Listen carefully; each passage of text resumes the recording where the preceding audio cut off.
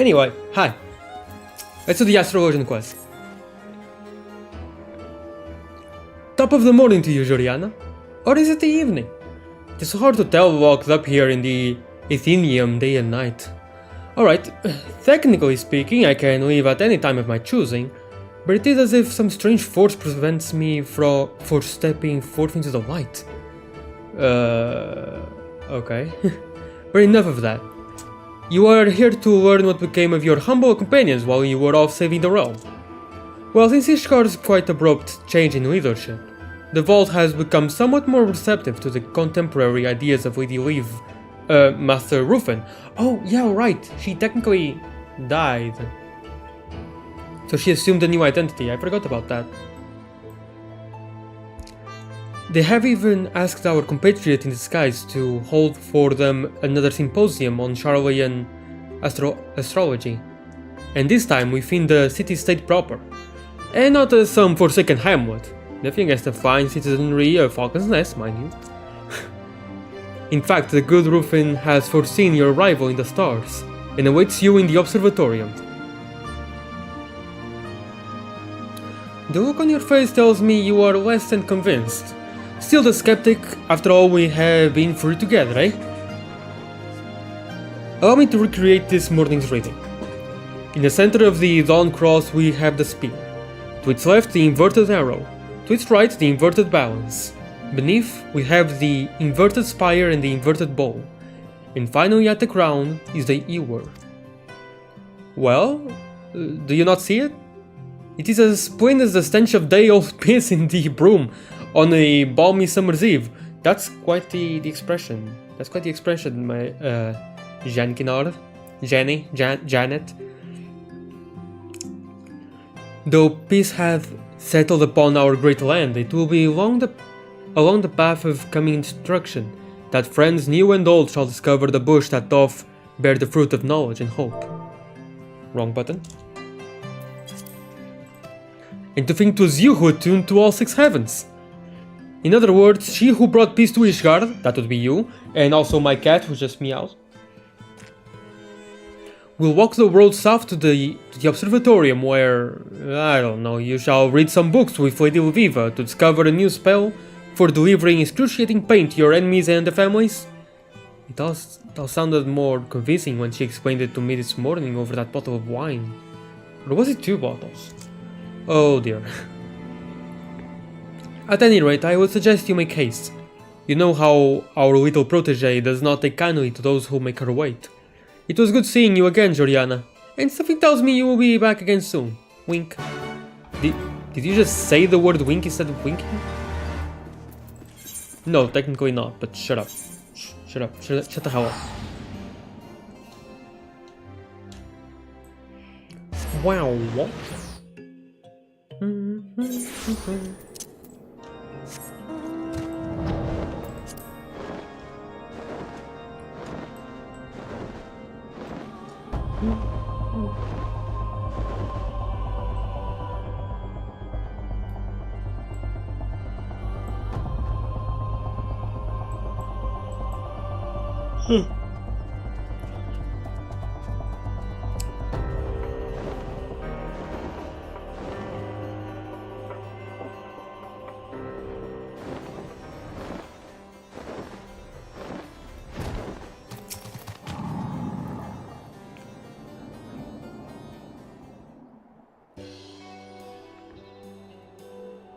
Oh right, she had a haircut, I forgot about that too. Friend and fellow astrologian, it is so good to see you again. What has it been? 2, 3? Yeah, let's just say that it has been too long. Yes. Did Jankinar speak to you of my reading? Well then, there is hope for that well-dressed toward yet. Though I've learned the key to success is not entrusting him with more than one task at a time, and making certain that task does not require much in the way of thinking. Or acting, for that matter. As for the reading, I believe it instructs us to our next step in spreading the knowledge of Master Rufin, an injured traveler has arrived at our gates seeking succor. A new omen. With me, Joriana. Okay. Please, I can walk no farther. Well, I'll be. Another Stormblood job quest with the Far Eastern involved. What are the odds of that? Sorry. The stars were kind in guiding you to this place. The astrologians here have ways of easing one's hurts. Astrologians? I have no need of prophecy or prognostication. Or I could stay my tongue and allow you to tend my wounds. My apologies.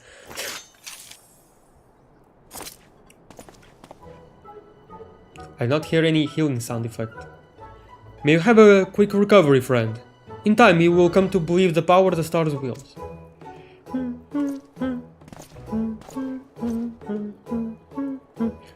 Lady Viv, Master Ruffin. Joriana's felicitous return inspires me to step out for a breath of fresh air, and behold, already does it appear a new adventure is upon us. And here I was thinking you made a journey south to lend your talents in preparing for the forthcoming symposium. Master Ruffin, or was it Lady Laviva? If I may, allow me to give you my thanks, and my apologies for earlier. I have a tendency to allow your unbridled emotions to get the best of you. That was amazing! You knew what I was going to say before I even said it! But where are my manners? I am Kyuhuho of Hingashi. I have braved storm and sea to learn of the many wonders it is said are to be found in this magnificent realm. But you already knew that, didn't you? No, I did not. Now, if you would excuse me, I must get back to... matters. Which are important. Yes.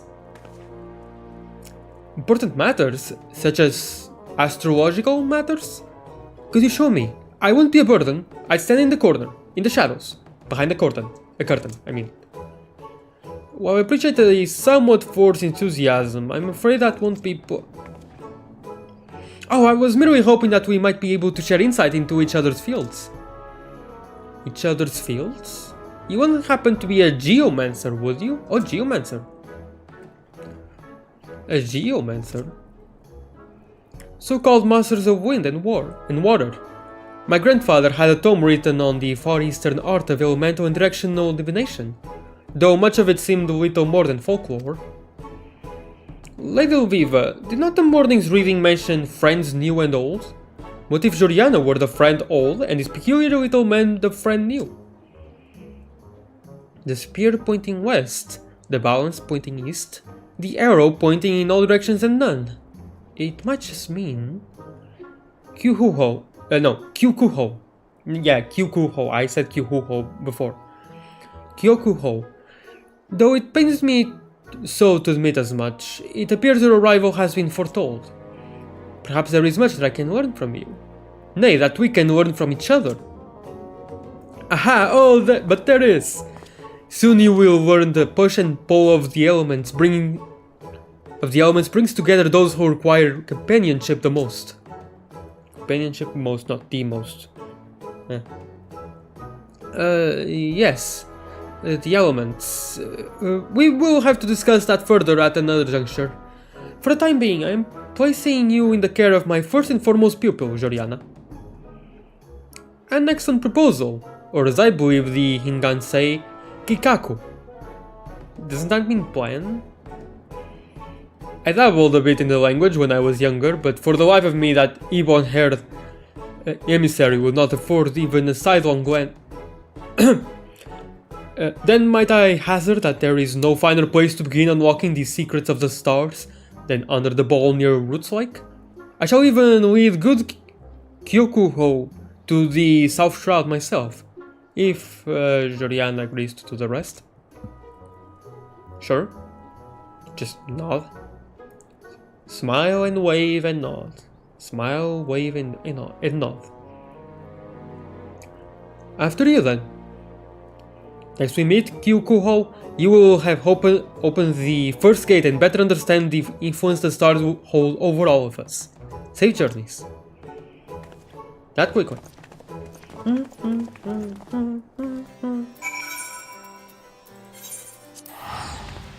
Actually, I'd like to go to the New Britannia first. I have some armor to trade in for seals. My cat just passed through.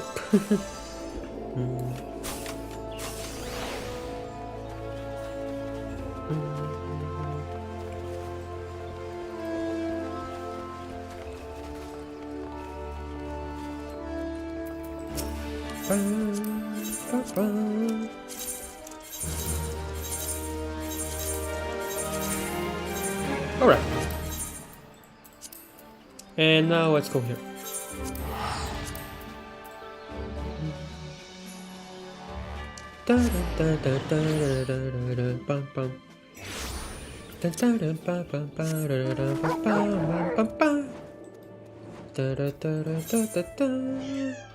Ah.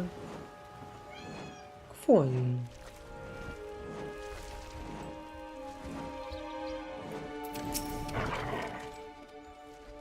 There you are! I was beginning to wonder if you hadn't been eaten by the hoverflies on your way here. But I jest. Jankinar tells me that you are quite the authority on all things relating to the ball. So enlighten me, oh honorable sensei. I am, as you Westerners say, all eyes. Or was it ears? The ball's origin. And the Origins believe it is from this tree planted by your gods in the very heavens that all life was born. Fascinating.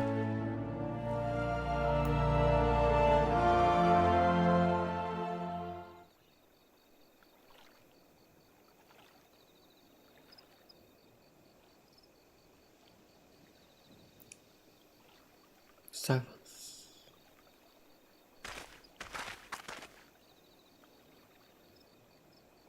Does he have a jobstone, by the way? So this is your bowl.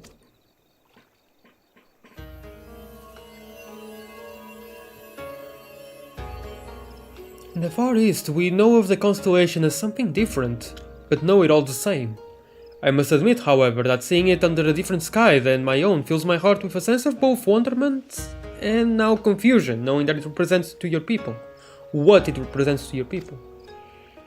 What I cannot wrap my head around is that you would truly believe a notion so foolish as that the power of earth, a word that by your own definition means soil, will not come from the land itself, but rather from 6 tiny lights flickering in the night skies. Foolish, huh? You just said foolish out loud, right in front of... Okay. We students of geomancy believe that such power naturally lies beneath our feet, ever flowing through creation, as blood does through our veins. Yet despite the differences in our thinking, the similarities are encouraging. All trees are born of the earth, and their protection is universal.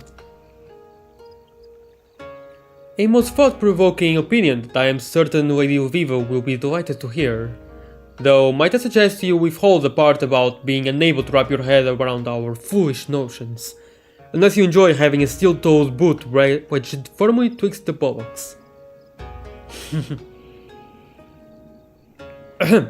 Shall we be going then? By this hour, Lady Vivo will have already made the journey back to the Athenaeum.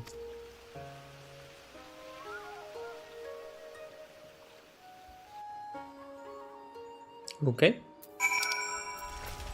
And now we go back.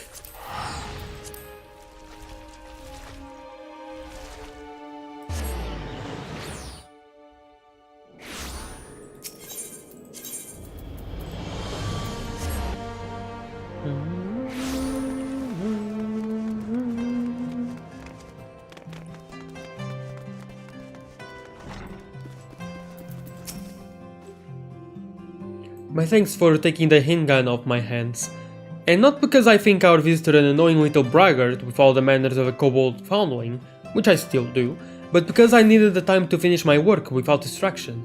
So tell me, what did I miss? I see. Perhaps I judged Kyokuho too hastily. I still have my reservations, but I shall afford them the benefit of the doubt. For now. The teachings of geomancy may be grounded in fairy tales and falsehoods, but my grandfather told me that every lie is born of the truth. If I can find the truth within Kyokuho's backwards beliefs, It may provide insight into our own school of thought. I see now that my choice to assign you as his tutor was a wise decision. Might I ask this of you, Juliana?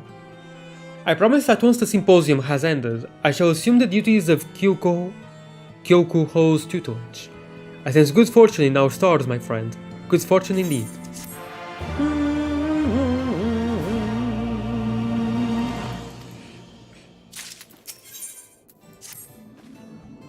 Juliana, I see you received my summons. You didn't receive my summons? 12 them that Janik in order to the 7th hell and back. He's going to pay... forgive me. There shall be sufficient time for the condemnation of his soul after 11 spelled thoughts. For now I must speak to you of Kyokuho's training. Despite appearances, and attitude, and manners, and counting habits, our traveler from the east has proven quite motivated in his study of our ways. In fact, while you were off doing whatever it is you do, he successfully opened the next 4 gates of heaven. Anyway, preparations for the symposium have left me with little time to pick the boy's mind, but I have nevertheless managed to fully grasp the primitive concept of geomancy. In fact, I plan on incorporating several of the ideas as anecdotes into my presentation. It is what my father would have wanted. Now, as to why I have called you here, Kyokuho is very close to tuning to the final heaven, the spear, and I think it only fitting that his instructor be there to accompany him during his finest moment. And because I am obviously too occupied at the moment, I thought perhaps you could join him in my stead. Yeah. Then it is settled. You shall guide Kyokuho on his final steps to glory and enlightenment, just as I did you those many moons ago. Follow me outside, Juliana, and let us bring our friend the good tidings together.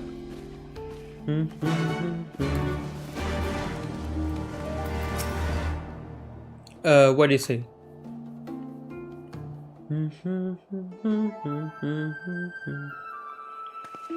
That is all. I could have sworn he was right here about a moment ago. Fleury, have you seen Kyokuho? Fleury, are you even listening to me? Fleur? Like flower, Fleury? If it is our Hingan novitiate you seek, he hurried out the Athenium side entrance not 5 heartbeats past. Heartbeats past? He was quite animated, even more than usual. A veritable one-man mummer's tragedy, all full of jumping and flailing and pumping of fists. What could have unsettled the boy's soul? I suppose it might have been that letter I handed him. It was delivered just this morning. Kyokuho skimmed over it quickly, asked me several cursory questions about the heaven of ice, to which I gave several cursory answers, and then was gone. And you did not try and stop him? Why would I? He was leaving. But if my intuition is correct, and it usually is, something that missive has led Kyokuho to believe that he does not have much time left in Eorzea, and so has set out for the Steel Vigil and that he might open the final gate and complete his training before he departs our realm. Juliana, it looks as if our plan is already set in motion. To the Central Highlands. Yeah. Let's go. Are we going to have a solo duty in the Steel Vigil? I would like that. That would be cool.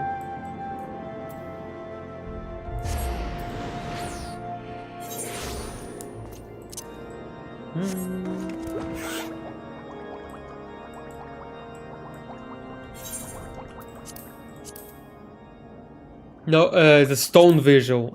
Okay, no, my bad.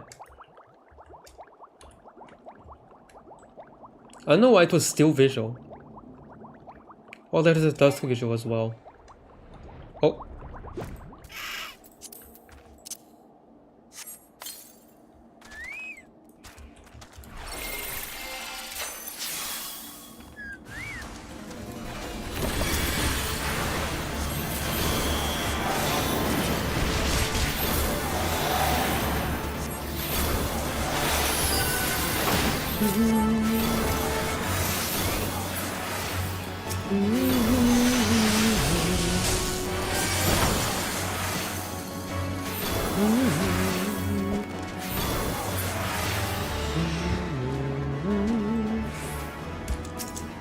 Okay. What did we learn today?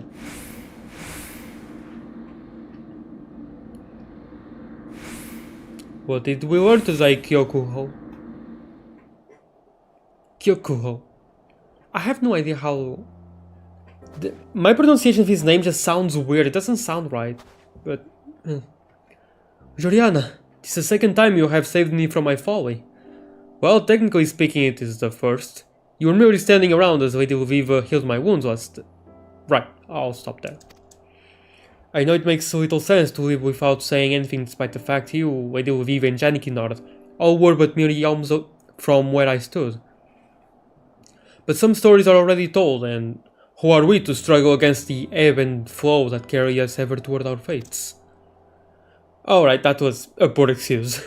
The truth is, I have been summoned back to my homeland and was too ashamed to face those who had showed me so much support. And so I thought to come here, open the gate to the final heaven, and then take the next trading alley out of Ul'dah before any of you realized I was gone. As you can see, things did not unfold as planned. But since you are here, perhaps we could have one last lesson, for old time's sake. The Spirit's Blessing. It was Origins before, now let's just go with Blessings. I see, both power and compassion, the yin to the other's yang. Also, do you really think we're already ending super quickly? It's still level 63, dude. It's as if the more I learn of your stars, the less I know.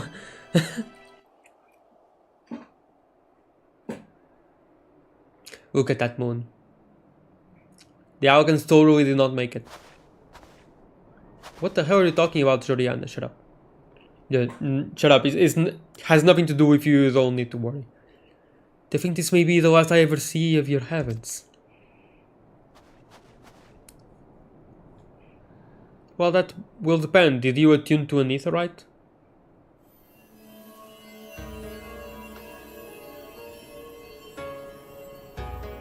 I'm beginning to understand why your people treasure them so. And with the opening of the 6th, I have prepared my mind and soul for the 7th. The final gate that leads to true dominion over the elements. Or so Lady Luviva insists.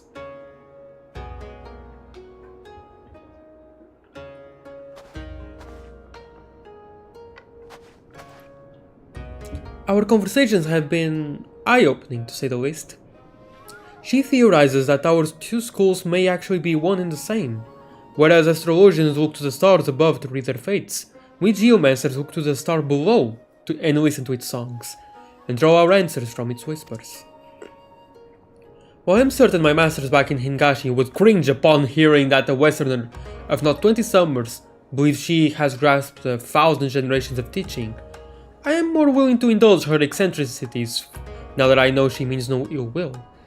I only wish that we would have had more time to possibly see if there were some way we could have combined our knowledge to create something new. Geologian? Something the world has never before seen. Create a hidden job, that would be cool. A new limited job, but that's just Bull Mage. And with that, I bid you, Lady Luviva, Quimperane, Mugniel, Soft-Skinned, Fleuret, Sweet Lips, Hilriette, the tall chap on the 2nd floor always mumbling about some star's magnitude. What's up? What's his deal anyway? I know who you're talking about, I know exactly. Even Janikinar, the fondest of farewells. You're alright. You got to learn everyone. You got to learn about everyone. That's great. I respect you for that. I have a long journey ahead of me, and if I do not leave now, I fear I will never be able to. Wrong button. Okay.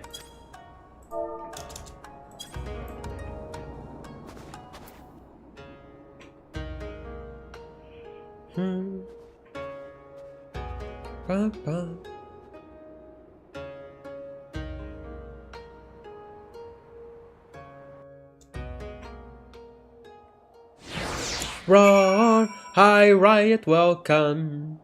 When are you going to eat me? Oh, and also, if you want Viera or Mikote, just do it now. To make it worth it. instead of leaving it for the very last minute, for the very last minute of the stream.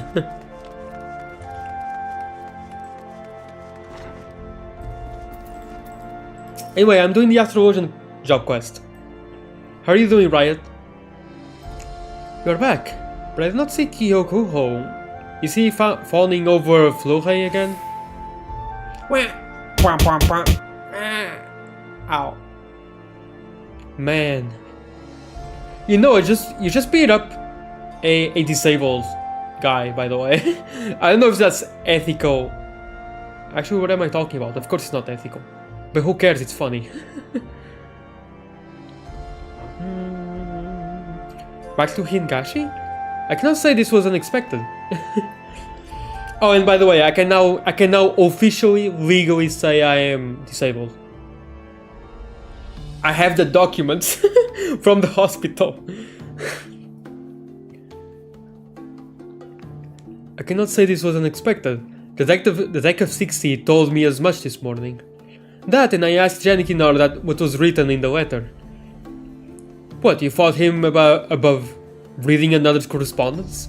You give him far too much credit where none is due. Kyokuho is not a child. He knew what coming to Eorzea would entail, and he knew that he would one day need to return to his homeland. And while we may not have always agreed, alright, almost never agreed, I did come to respect the man and his steely resolve. Allow him his space. If the stars deem it fitting, then he will be back. Or perhaps next it will be our turn for a journey over storm and sea. Yep, that's exactly what will happen. He's gone, and without saying goodbye? I cannot believe it! I will not believe it! Oh, what I will not give to have but one last moment with my brother, my soulmate, my... Oh, wait, you even told you I read his letter? Oh, well then. Yes, it will pain me to tell that other novitiates that Kyokuho has returned to his native lands far away on the other side of the world. I may even need to personally comfort those most stricken with grief by his sudden and tragic departure. But truth be told, I am going to miss having the Hingan around. He certainly did liven up the place up. Godspeed, Kyokuho. May your return journey leave you miserable and wet, but see you safely home. What? What? Come rain or shrine?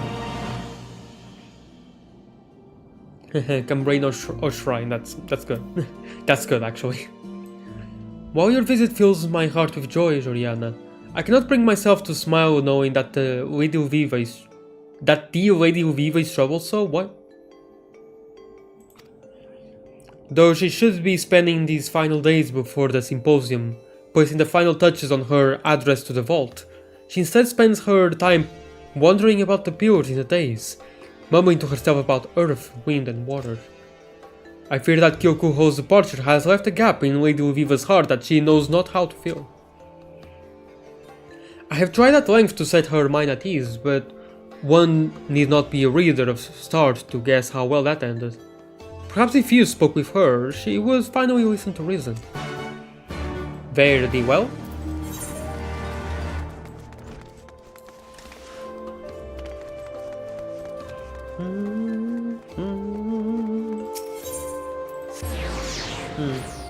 Okay, I guess Riot is fine. I hope.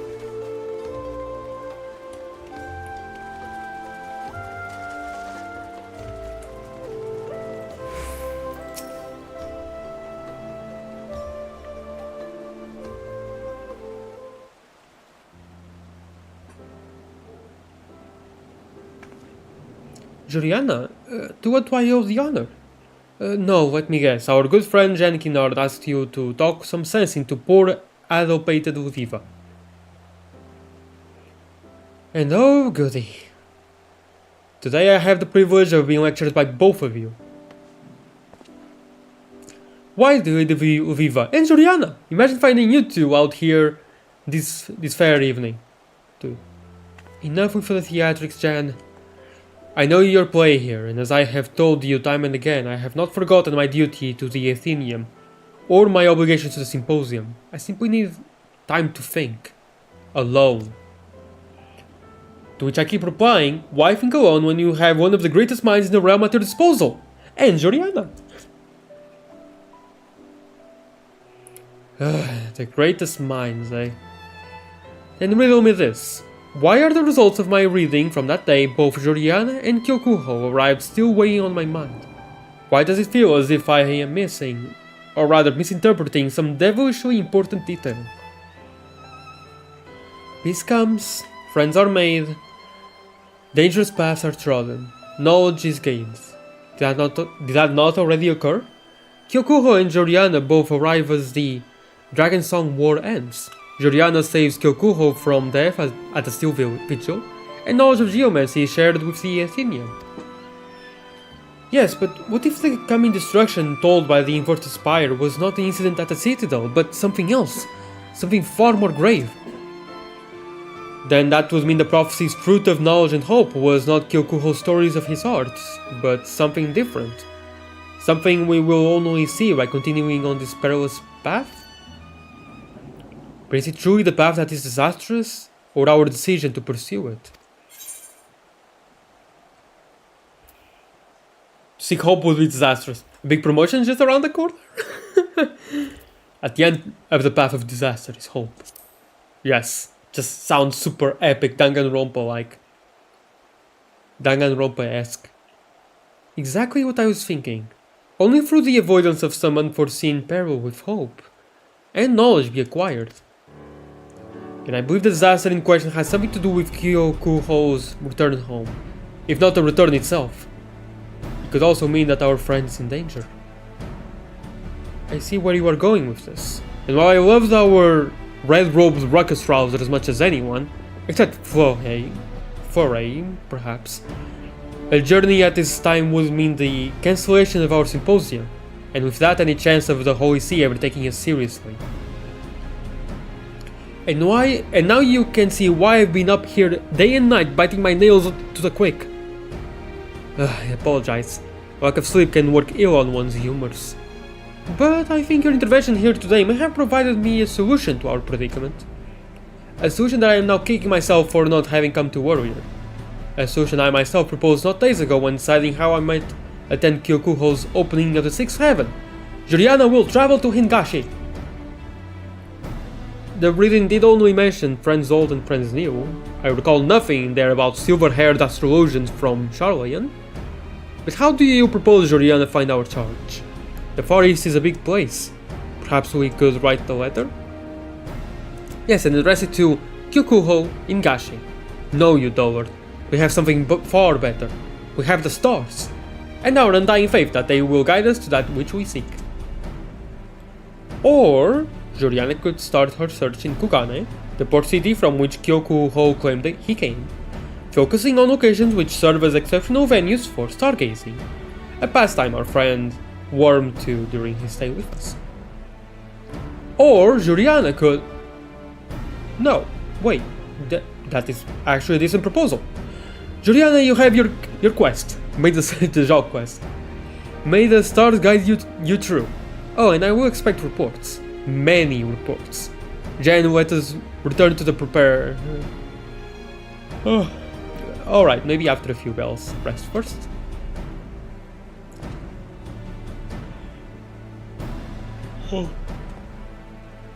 I made myself yawn.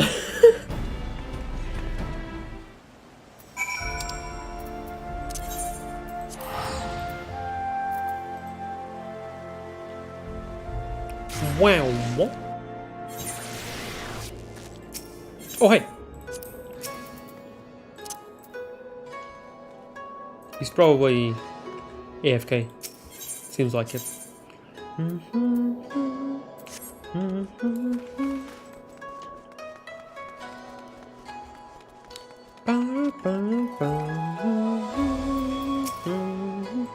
Kugane is packed like a warehouse with multi-storied hostels and tea houses, so the cobbles will never afford a man with a decent view of the skies.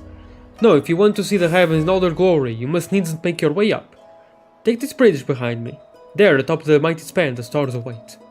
She faces directly west of Kugane, out towards the Ruby Tide, and no farther beyond. He said her location was determined by a great geomancer, who told the first Bugio placing it there would ensure the city's prosperity for the generations to come. Why have I not heard of geomancers once before this job quest? I'd like to know why.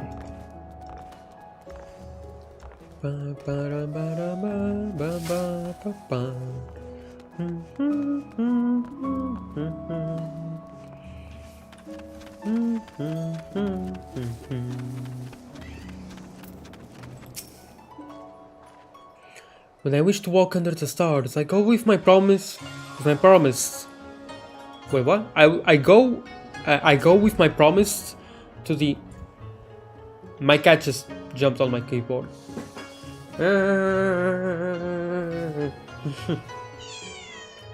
Ué, que foi? Sou fofura tu também, que foi? When I wish to walk under the stars, I go with my promise to the Tasogari Bridge spanning yon pier. The melting of crimson into indigo is a sight you will not soon forget.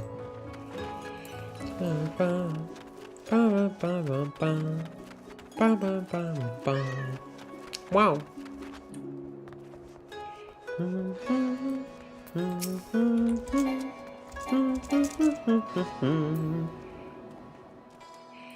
If it is the stars you seek, then you need only look up. But if it is a fool you seek, one who calls himself a master of wind and water when in fact he is nothing more than a cheat, a liar and a disgrace to our noble profession, then perhaps you might find a rat where all rats hide, near the piers. Wow. Wow. Yeah. Okay, hold on a second. My cat really wants attention. Hold on a second.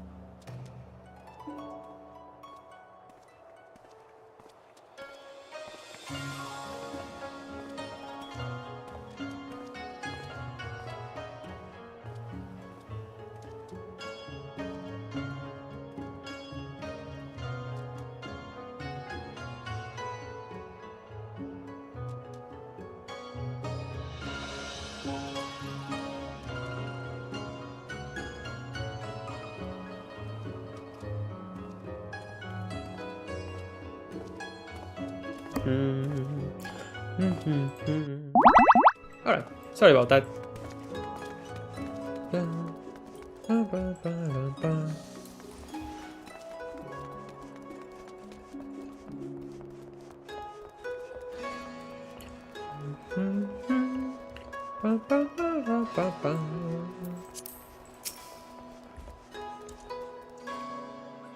What? Why did it get interrupted? I didn't move. Okay.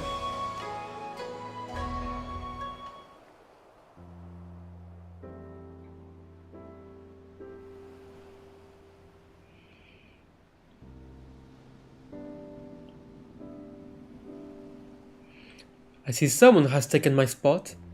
I may just have to slit her throat and toss her body to the tide. Jeez. I'm pulling your arm, Juliana. Or was it ear? You Westerners have such odd sayings. What brings you so far from home? A path fraught with disaster, misfortune, impending doom? Yes, well, the situation may not be as encouraging as my jovial demeanor suggests. Are you actually evil? It all began several decades ago when the Bakufu decided they were opening the port to foreign trade vessels to accommodate excuse me. To accommodate the influx of ships, a section of ancient coastline forests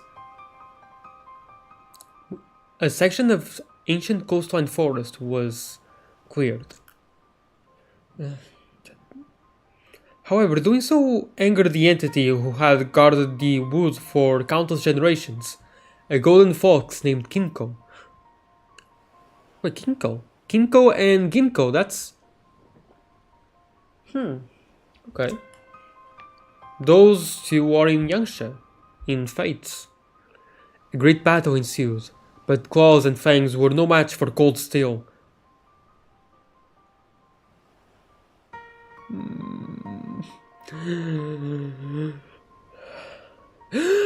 Trails of cold steel. Ginkgo was slain and a new port completed. The fox's spirit, however, remained, spoiling our milk, withering our crops, causing storms that dashed ship after ship against our rocky cliffs. In desperation, the Bakufu turned to the land's now most powerful geomancer, my great-grandfather Kazan. Kazan used the power of the sea, the skies, and the land to soothe the spirit long enough that he could erect an invisible barrier that not only protected the city, but ensured that it would prosper. At once, the fortunes of Kugane's citizenry turned. My great-grandfather was hailed as a hero, and geomancy as the savior of our nation. Within the matter of moons, the streets were lined with the stalls and tents of would-be seers, and people practically throwing coin at them for their advice and blessings. Sorry, excuse me?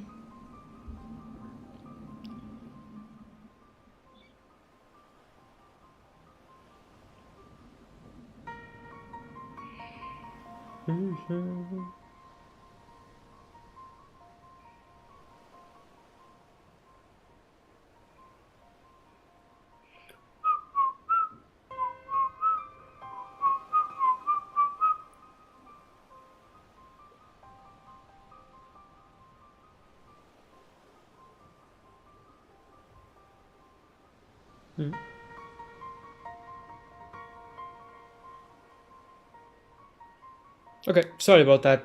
I just received an important message. Anyway, these pretenders, these charlatans, were not intended.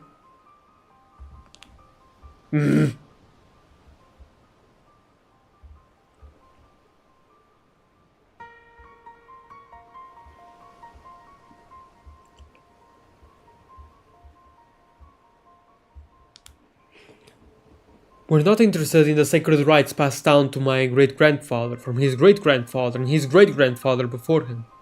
They were not interested in maintaining the barrier that preserved Kogane's luster, and drove back the powers that would see it fall. No, they were more interested in lining their pockets. And now... Now the bonds that hold the barrier in place are about to break, and there is none left with the knowledge to mend them. The knowledge that died with the passing of my grandfather. And so I set out to convince the geomancers of Kogane that only united would we discover the means to save our fair city. That only united would we stave off the darkness and bring lasting prosperity to one and all. That only united would my great-grandfather's legacy live on. Alas, I failed, branded a deceiver by those very men and women who had grown fat on deceit.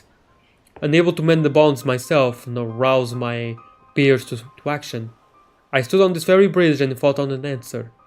And then I saw it in the setting sun. My answer lay in the west. And so I packed my bags and headed to Eorzea in search of something, anything that might help me save Kugane. I believe that's something astrology, but before I could be certain I was summoned home. This you already know. Since then I have been coming here every night, hoping the stars might provide me with another revelation. But they remain silent.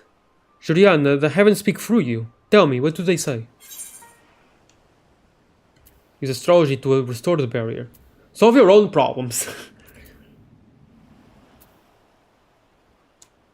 Use astrology to restore the barrier? That's brilliant. I don't know why I didn't think of it. There was one thing that I learned in Ishgard, is that it was that Western astrology is in many ways a complement to geomancy. Used together, they might just work. Exactly, so I didn't really... After all, you need only use your aspect as benefic and you can mend any injury, is that not so? No, really, I'm genuinely asking. The lesson explaining the finer details of the star's power and how to harness it was conveniently scheduled for the day after I returned home. But you know it all. Tell me you can help repair the barrier. Nod. I did it, great-grandfather. I found a way to make things right. Well then, we have no time to lose. My great-grandfather created his barrier by anchoring the energies of wind, water, and earth to 4 shrines located at the north, east, south, and west ends of the city. It is there the bonds must be repaired. We shall begin with the nearby westerly shrine on the short pier.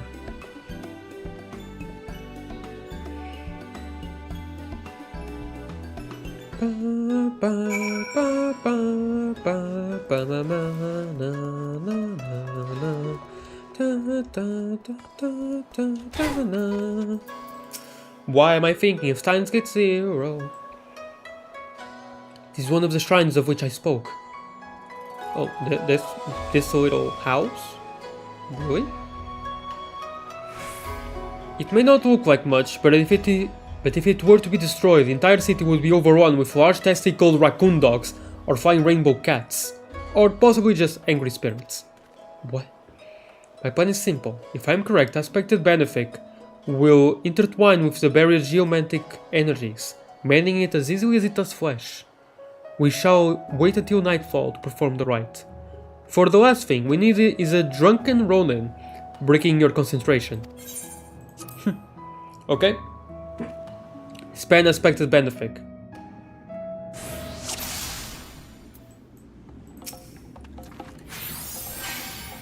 What? Tell me its condition.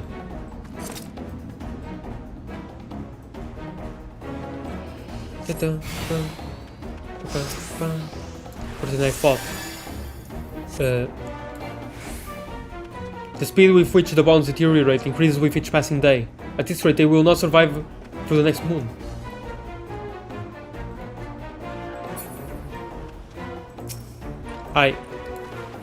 Oh, okay, use again. The magic is intertwined, like 2 halves of a whole.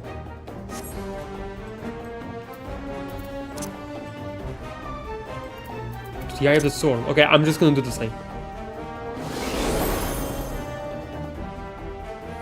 Let's pair your strength at the southerly shrine. Okay, so the next shrine.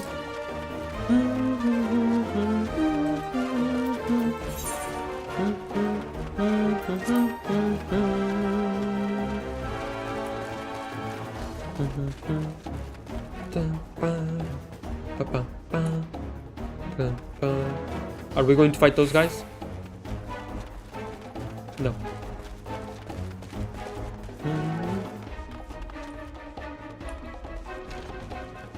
Wow, a shrine near the Garlean embassy? I don't think that's a good idea. Or maybe I'm just being racist, I don't know. Xenophobic, I mean.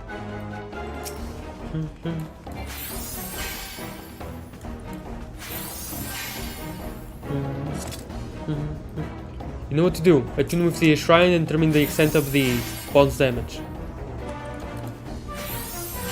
Dude. Oh, okay, no. I tried to inspect it before, but I guess I needed him to just shut up. Oh.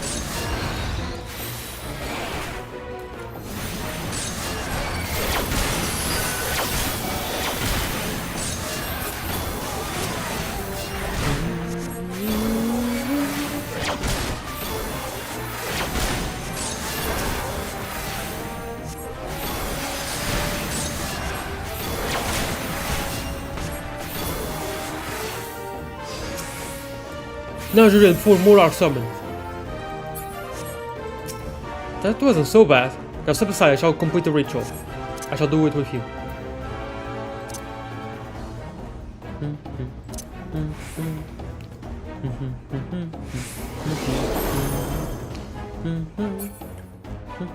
That's half.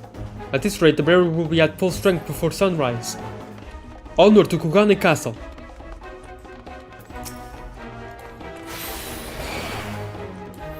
Wait, what? Did no damage.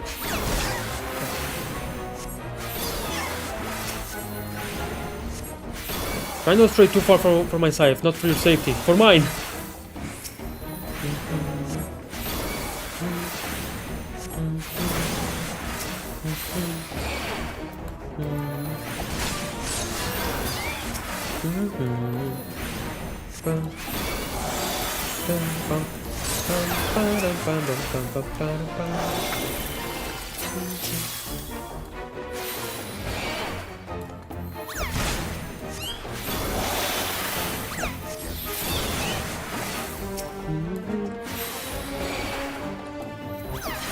You okay, Jother? Hi Kigza, welcome. I'm doing good, thank you.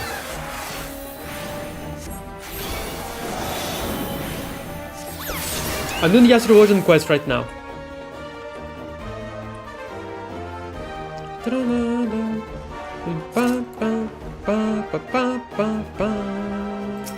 Oh, hi. How are you doing, Kigza?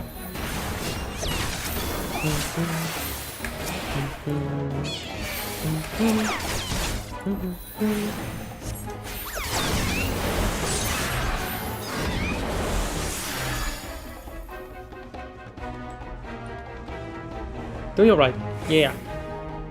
Wait, I can jog even though I just got out of the fight? Huh.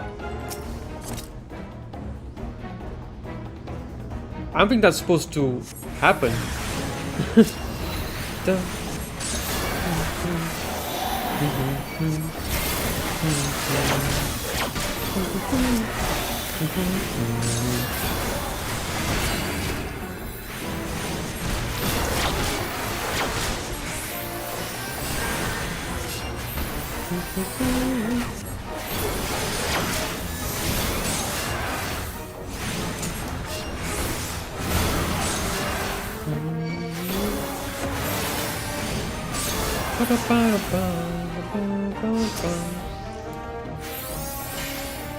Yeah, let's go. Fourth one. In my eyes, friend, I must now concentrate on the anchor. Ah.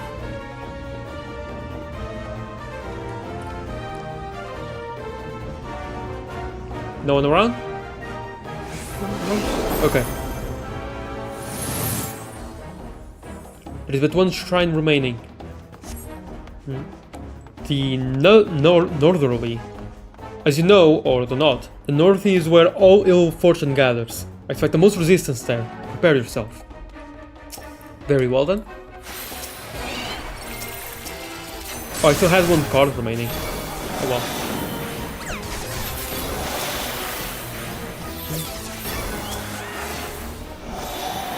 What? You have vulnerability up? What? Oh hey, the Sekisegumi are actually protecting people there and everything. Cool detail. That's a really cool detail. I like it. I very, very much like it.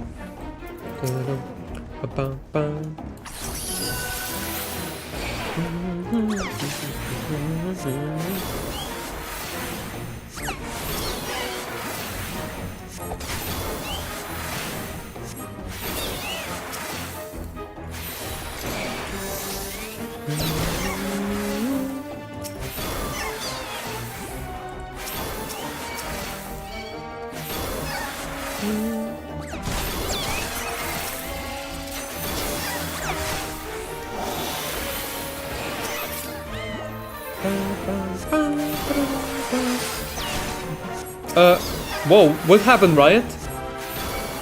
I hope you're doing okay. Doesn't seem like it. Oh, now Jog isn't up, even though I just got out of a fight. What? Okay, shut up. Just shut up, Joel. Shut up. I'm okay, just being silly.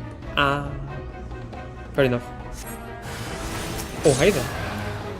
Fury of the Golden Fox, okay. Sure.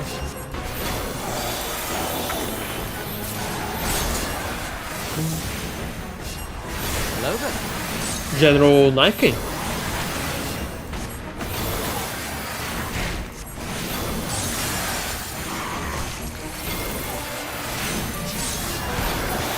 There we go. Cannot breathe easy until your magics are cast. And I have completed the rite. Hurry. Blanket and chalky milk, let's go.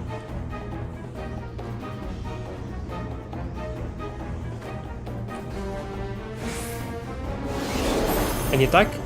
No.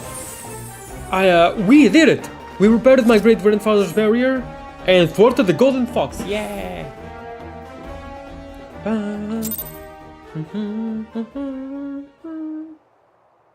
Wow. Look at that hoagie wiggling about. Wow. So floppy. A fine display. Fine indeed. Though if it were I might have used gravity instead of malefic when the foul creature had... right. I'll just be saying that tongue of mine again. Don't use AoE stuff on just one enemy, are you insane? Kyokuho! I was told there were spirits in the streets. And you arrived just as they are vanquished. How fortunate! Yes, Master Murakumo. The bonds are mended, made whole with western magics, and a little shoulder grease. Or was it knuckle grease? Joriana? Western magics? Then this Jin lady is... None other. And wait until you see the reinforced bonds. The energies twist together with ours like sun and moon, like darkness and light. They are as one, Master. And I was right to summon you home. Pardon my intrusion, traveler. I am Murakumo, second pupil of the great Kazan, and instructor to young Kyokuho. But with Kugane safe, I can now return to Ishikar to complete my training as an astrologian. Huzzah! Absolutely not. While you have mended the weakened bonds for now, their ephemerality.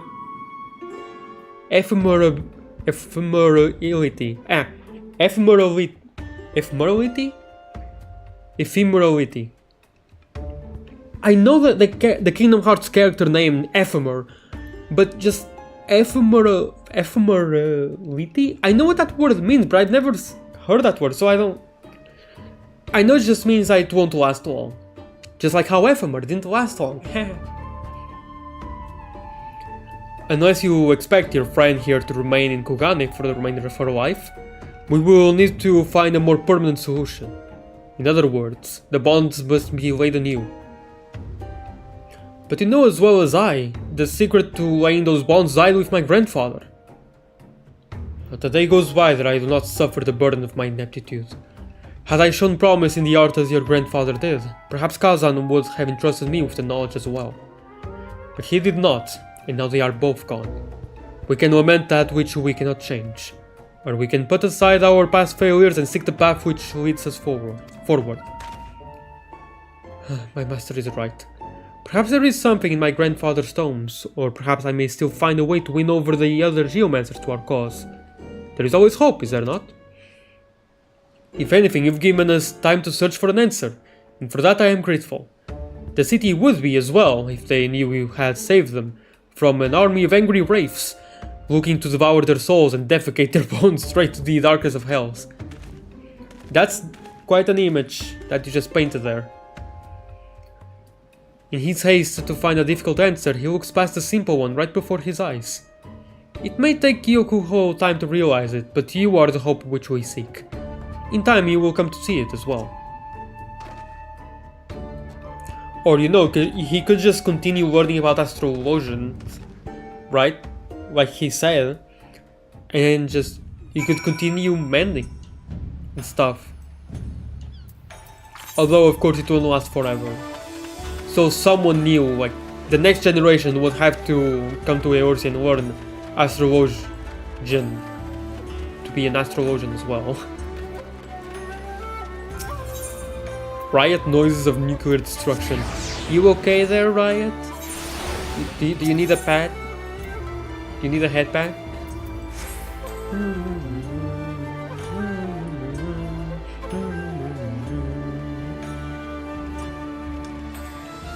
What the? Okay.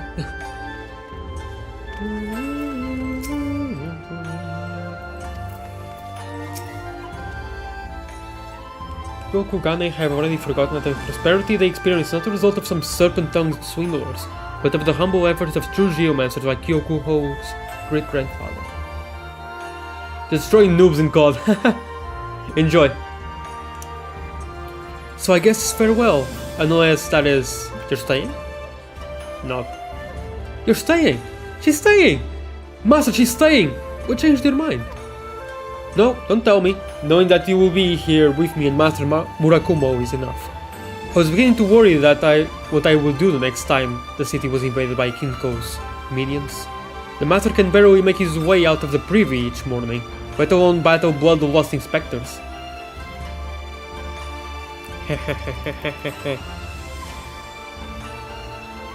Thank you, Saribot.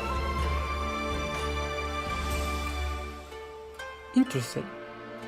Saribot blocked it, and then added the block term cheap viewers, even though I had already added that term to Twitch for blocked phrases. Okay.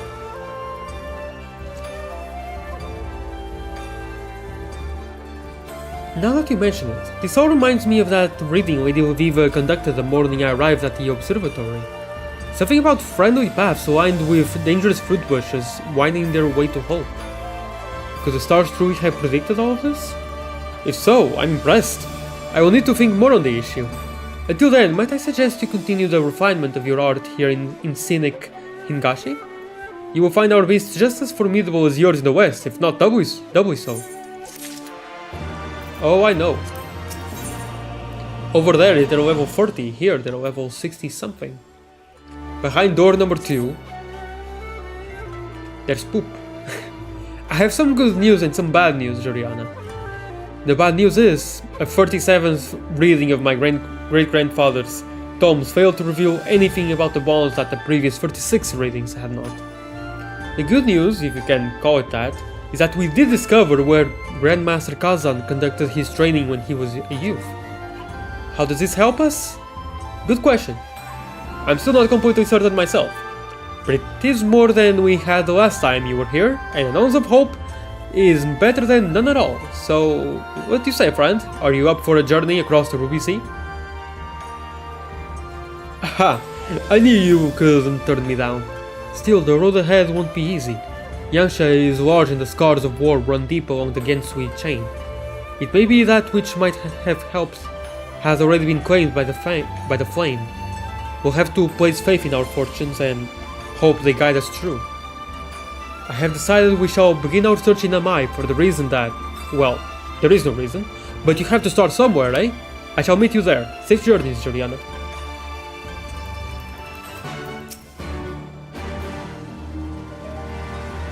I do recall several instances during my own training where he would treat with visitors from the mainland.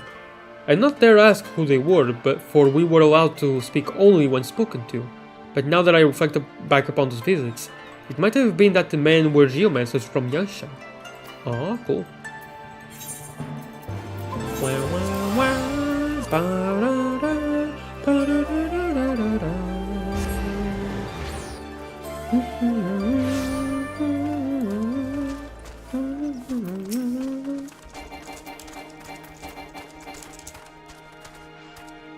The air is heavy with mist, and these shacks probably let in more rain than they keep out.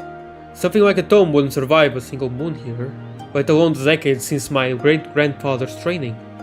Still, a few words with the village elders provide an interesting bit of information.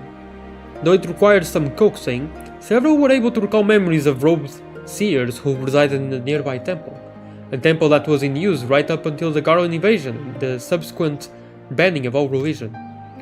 The building, called the Swallow's Compass, finally a reason for that place to exist. While since abandoned, still remains in good repair. But listen to this. The locals avoided for fear of disturbing the spirits with which they believed the geomancers communed. Do you know what this means? There could still be something left inside. Come. Okay. Yep. Oh, right, I can use... Man, I'm still not used to this. I can use the mount button while walking. I'm still not used to that. That's going to take a while to get used to. I will always just... I will always not be walking.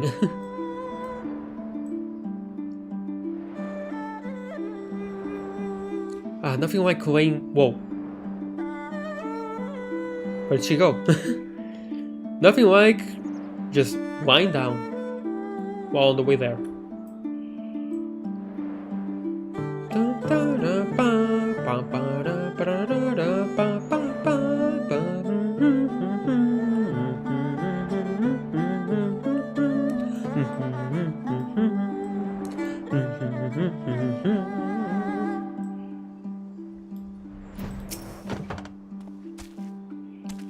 The Swallow's Compass, built during the rule of the first Omen King. I took the liberty to explore the grounds before you arrived and discovered this door. I know it was in comparison to that impressive gate behind us, compelling any normal thief or bandit to dismiss it outright. But then why erect a geomantic field to protect it?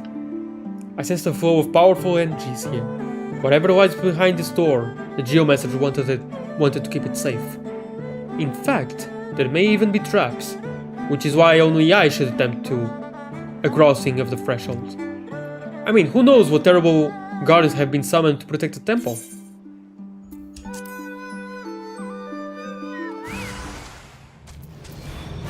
Hey there.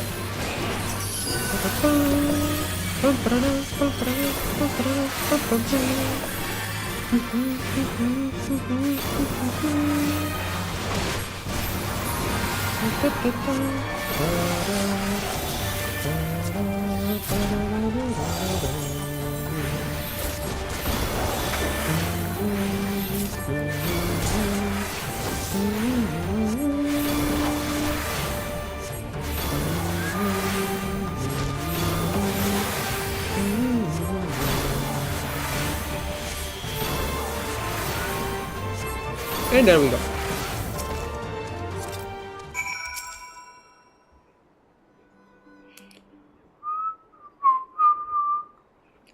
Well, I guess now we know what terrible guardians were summoned to protect the temple.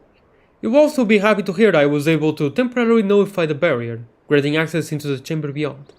As there may be more traps, I ask that you wait out here to deal with them for me. Just kidding. I have already checked, there are no more traps. Probably.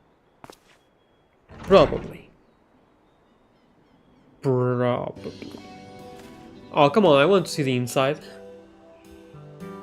We don't have that budget. Fortune is with us, Joriana. The scrolls were intact, the barrier having protected them both from both the elements and thieves. It took some searching, but I believe I was able to locate several that touched upon the laying of geomantic bonds. At least I think I was able to. The script on those scrolls is old and faded, not to mention written in a hand far beyond my comprehension. Luckily, Master Murakumo is almost as ancient as the tomes, and should have little difficulty prizing out their secrets. A decanter or 6 of hot sake and he'll warm to the task. I'll see you back at the Shiokaze hostelry, Joriana. I'll even save you a cup.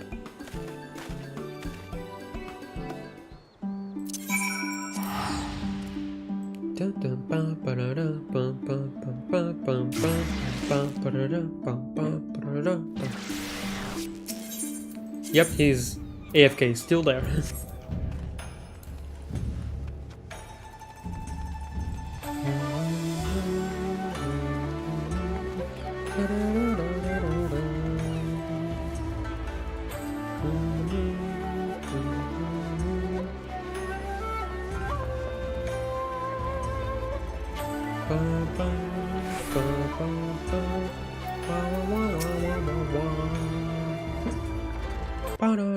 What? Ominous music. Kyokuho, the Westerner has joined us. But I suggest you do the same.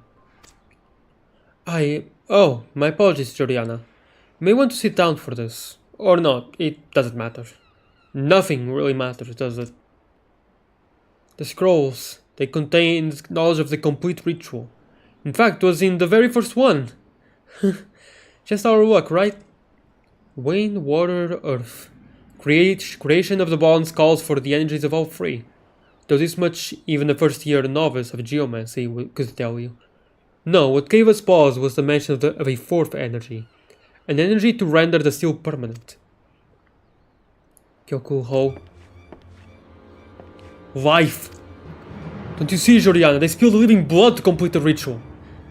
They damned the soul to an eternity without peace so that their magic would not fade. I now understand why Grandmaster Kaza left no note on the rites. He did not wish this knowledge to fall in the wrong hands.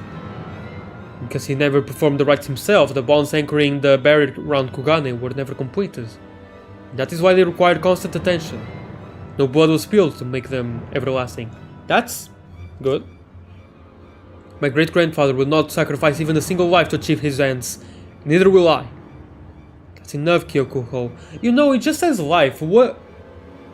Why don't we just use, like, an animal? An animal sacrifice. It's life, it's still life. There will be time to think on this with the morrow. Return to Kokane Dori and see if you can find some solace in sleep. No.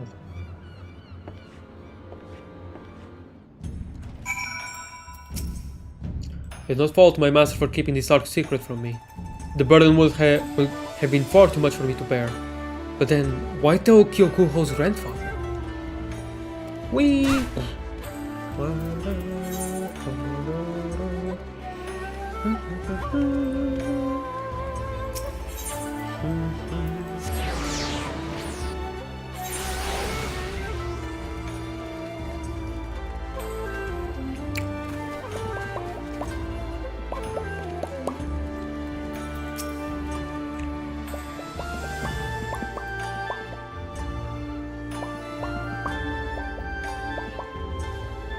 I failed, just as did my great-grandfather and my grandfather after him.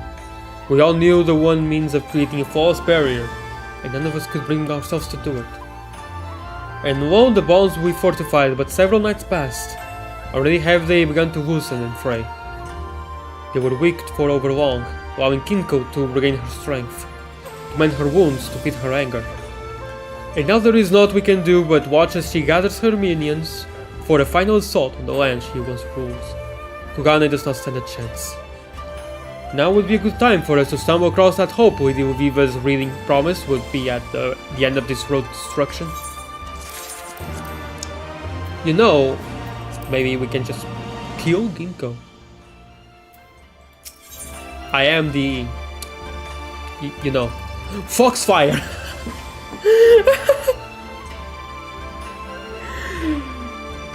Kid Foxfire, hi there. I'm gonna print screen this and send it to him. Actually, I'm gonna send it to him right now.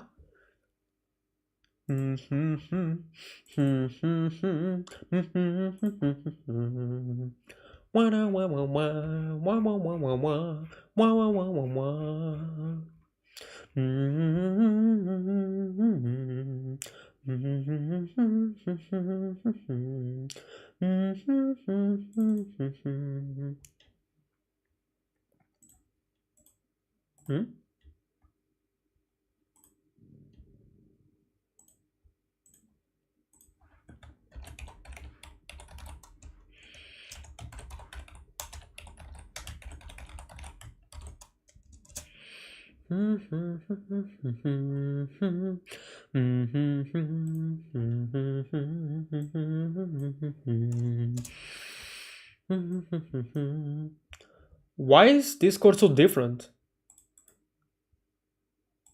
Whoa, it's so different right now. When did it update? Well, not so super different. It's still fine.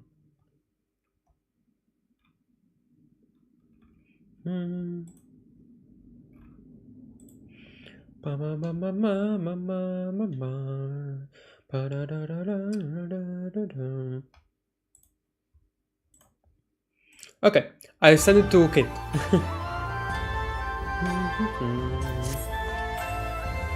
Juliana, thank the stars you are finally here. It's been almost 4 bells since Master Murakumo left on his daily inspection of the bonds.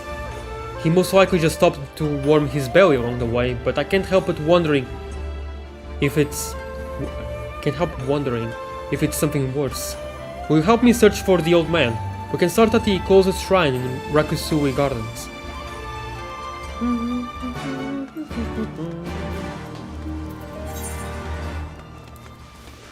Very well. I still can't believe it, Foxfire.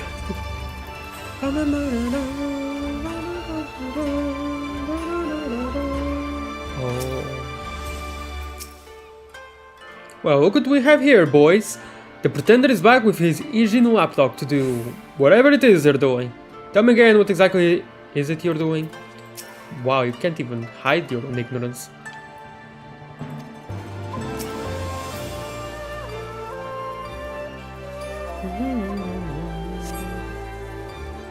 Well, any sign of him?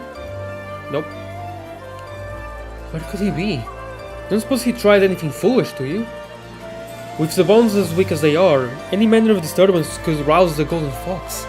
The master is no longer of an age to defend himself. Defend himself against what?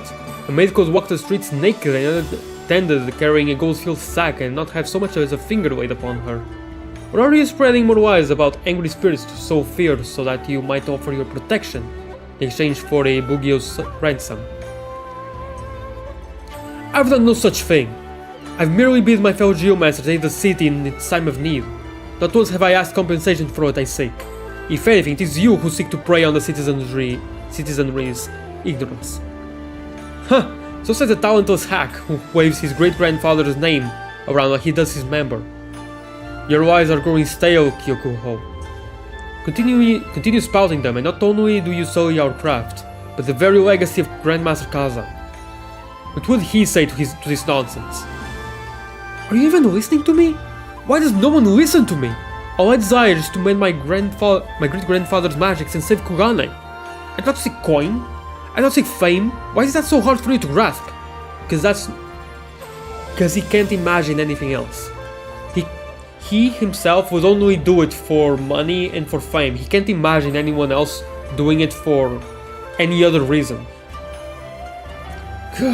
We are wasting our time here, Joriana. Let's continue the search for Master Murakumo at the Westerly Shrine.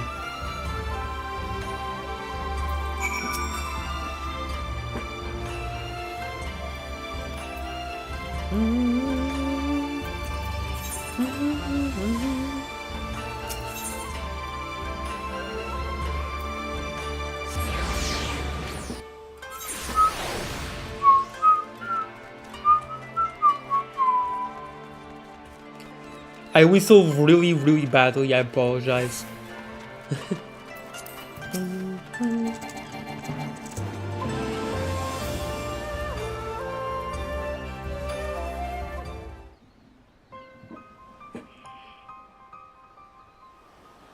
Master Murakumo, are you hurt? The bond was nearly undone. I tried to, but the... Kinko, she's here. She's already through. We need to perform the blood ritual. It is the only way. No, I already told you. My great-grandfathers burned the spilling of innocent blood to complete the seal, and so have I. Besides, even if we were to conduct the ritual, there is no one to sacrifice. Then I shall be the sacrifice, Kyokuho. For the many years since your grandfather passed, my sole purpose has been to find a means to mend Kazan's barrier. It would be the greatest honor knowing that with my death, I might not only save the city, but be granted the opportunity to watch over it for eternity.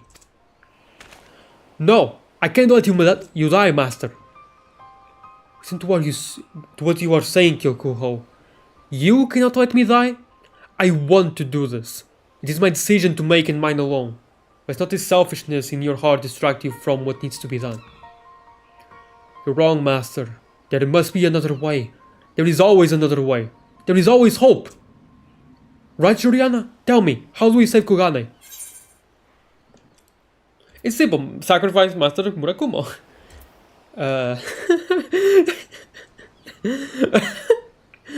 It's simple. Use astrology. Stop focusing on the balls and look to the fox? What do you mean, Joriana? That's not exactly what I said, but that works. What she means? Oh, hello, Viva. I'll tell you exactly what she means. Wait, Viva, Why? We do Viva! Your powers of observation never cease to amaze me, Kyokuho. It is me, in the flesh. Fresh off a galley, put into port this very morning. The symposium was a rousing success.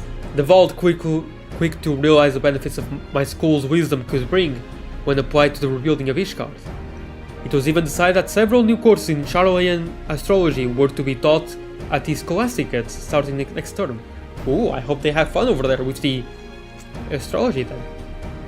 And so, with my father's dream fulfilled, I was finally free to pursue whatever I wished. And I wished to learn more of geomancy. So here I am, and not a moment too soon by the looks of it. In the few bells I spent exploring the city for leads us to your whereabouts, I learned much and more about our pretender, his and his nigh advocacy. So I began testing the bonds of this barrier myself. It did not take long to realize that it was Kyokuho who was speaking verily, and his detractors the true pretenders. So you help us mend the bonds? But how? Julian and I have already tried using energies drawn from the heavens, that only work to delay the inevitable. The Guardian Spirit's strength has grown so great that the only thing that might hold her now is a new barrier anchored with bonds of lifeblood, but this I cannot allow. As always, Kyokuho, your hasty charge into a difficult answer blinds you from the simple solution. You were right to harness the power of aspected benefic, but you fail to grasp its true potential to bring succor. No. For so long you have focused on mending your great-grandfather's bonds, when you should have focused on Kinko herself. If her wrath can be quelled, then a barrier will no longer be needed. So, you're saying that if we use the power of the stars to soothe Kinko's wounded heart, we may convince her to stay her attack? Giving you time to relay your great-grandfather's bloodless bonds. But it will only work if Kinko is weak, and the manifestations of her soul's scars cleansed. Right, so we only need to... Wait, won't attacking Kinko and her spiritual minions simply anger her even more? No, it's just like Chaos from Sonic Adventure 1. Beat him up, and suddenly, he's good again. Before something can be healed, it must first be hurt. It is a sound plan, Kyokuho, and if it turns out you still require a sacrifice, there will be no sacrificing tonight, tomorrow, or ever. The stars have foretold our victory and will provide us with the strength we need to see our enemy overcome. That's what I like to hear. Follow me then to Kugane Castle. Spirits are certain to be drawn there.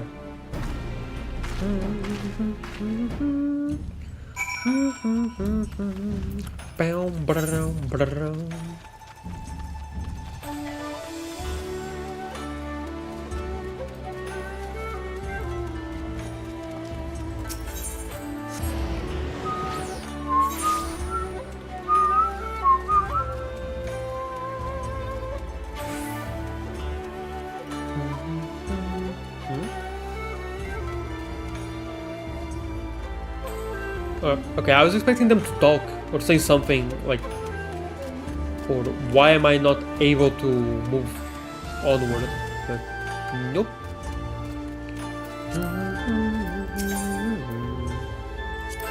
Well, what?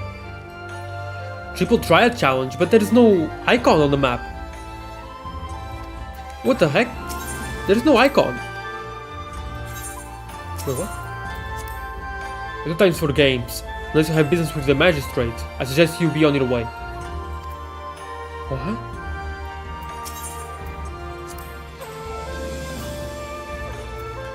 So you'll get unlocked later? But for some reason I can already see that... Oh, so...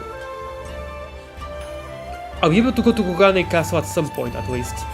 I'm happy to hear that. Correct, yeah. So... Okay, I'm glad I'll be able to go to Kugane Castle at some point, at the very least. Probably in post-Stormblood, because I can't really imagine in Shadowbringers. But, yeah. Trust in the heavens, and always trust in yourself. The fox is creature of the night. If Kinko is to reveal herself, I will be under the cover of darkness. Hey, Uviva, you're not level 60, right?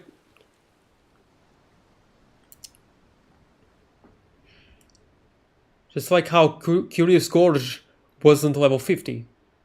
Probably.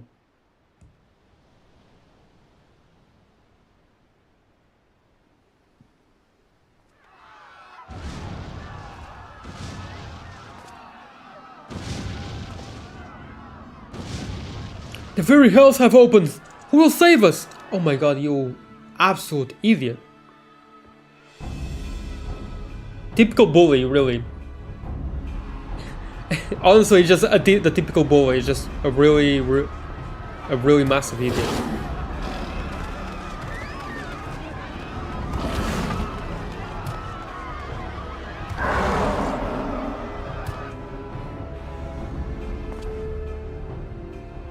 Tengonto, we just walked up all those steps for the final showdown at Kugane Castle, and now we have to walk all the way back to the... Right, mouth shut. Kinko will seek to draw attention away from her by sowing chaos in the streets. Kyokuho, you focus your energies on the fox. Juliana, you make swift work of her angry supplicants. I shall provide you both with support from the rear.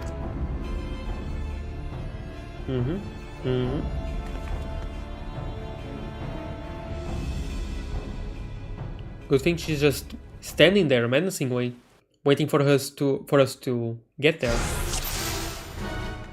Oh, this music. Okay. Kinko is attacking the people of Kugane. We have to save them. Well, if I have to save this guy, I guess.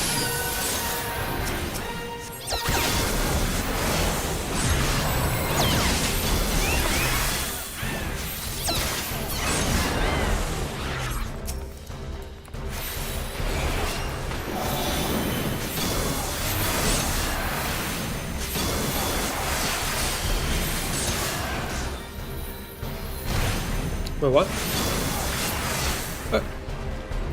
Okay.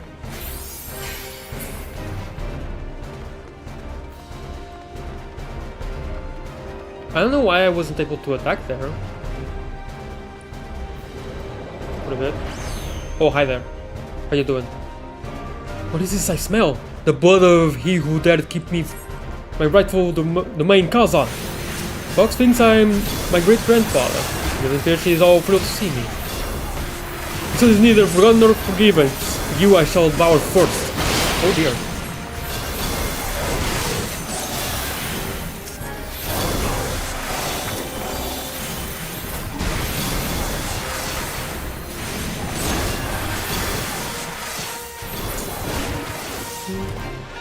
Oh, really? Must not afford her time to heal her wounds.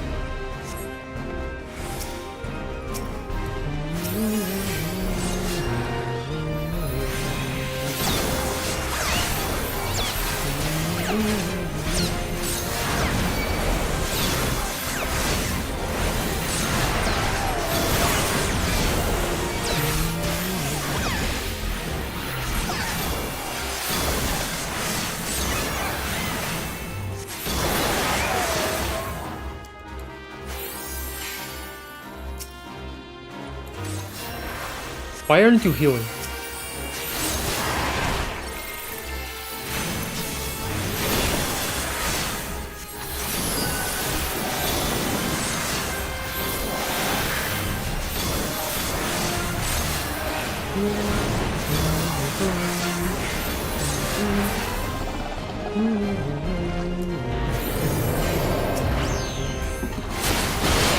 Oh.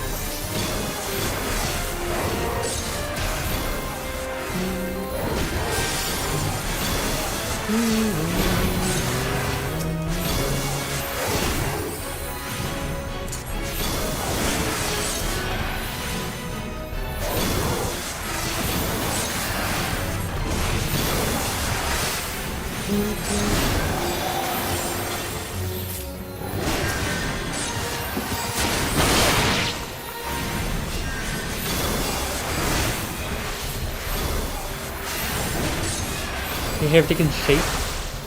Okay, so I can't attack them.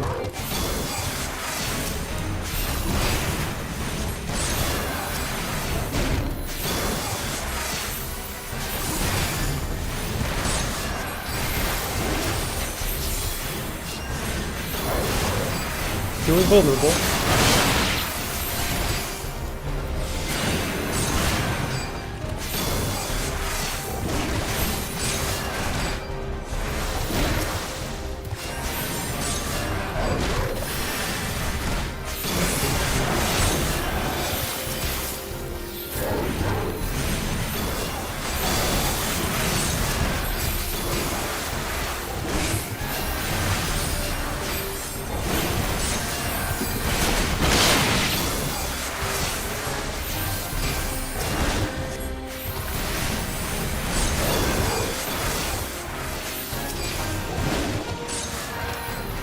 What do I do? I genuinely don't know what to do.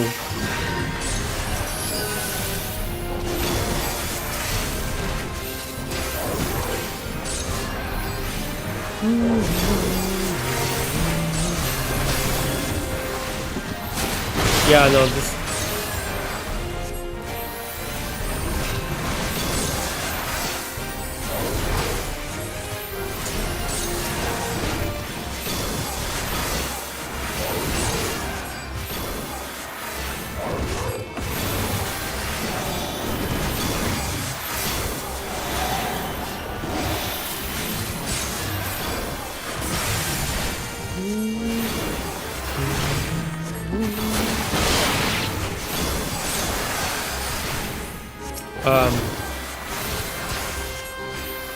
I genuinely don't know what I'm doing.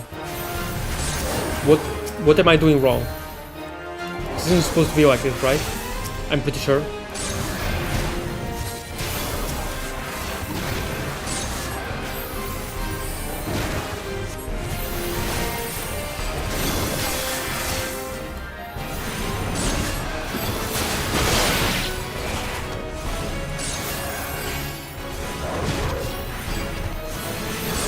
Do I just wait for the...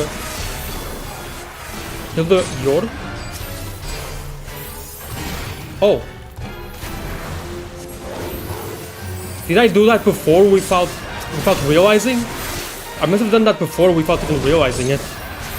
I thought I was just dealing damage to Kinko, and that's what was making them weaker, I don't know.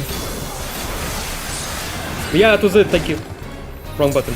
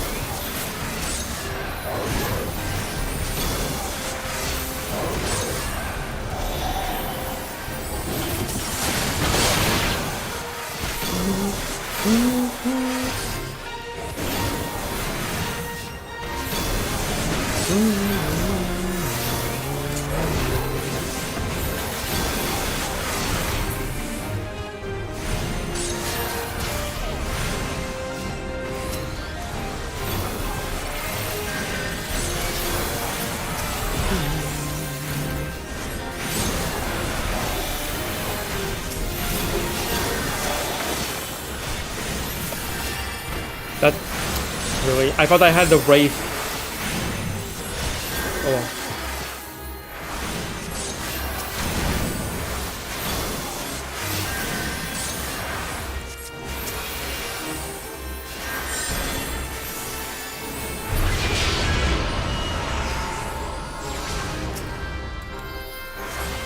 Ben finally learned his power will not only be used for destruction, perhaps my guardianship is no longer required. Yeah, just heal.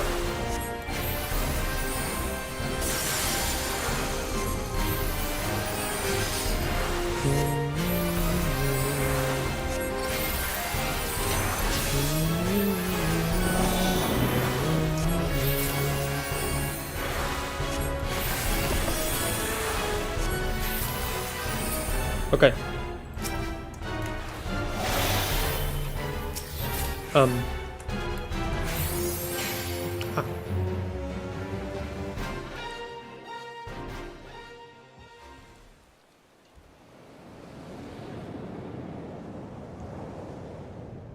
Woohoo!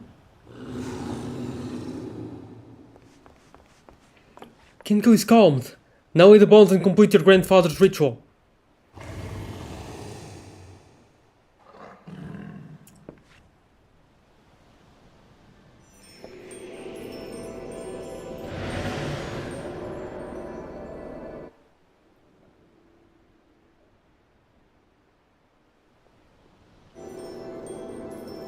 May the rivers of heaven and earth, wind and water, flow together as one. May their currents cleanse this land of its impurities and see it ever guarded.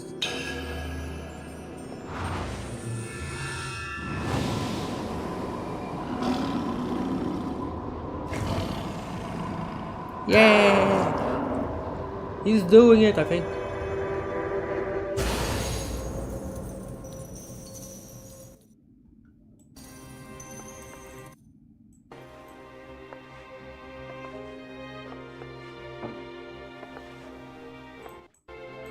May the wrath that once held rule be carried to the seas where it be forgotten for eternity.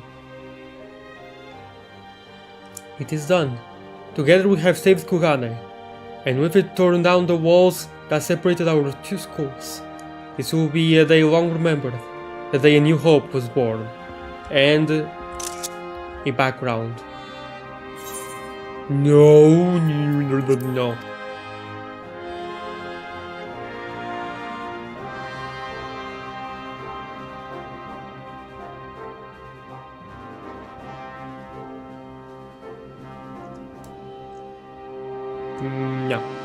No skipping cutscenes allowed.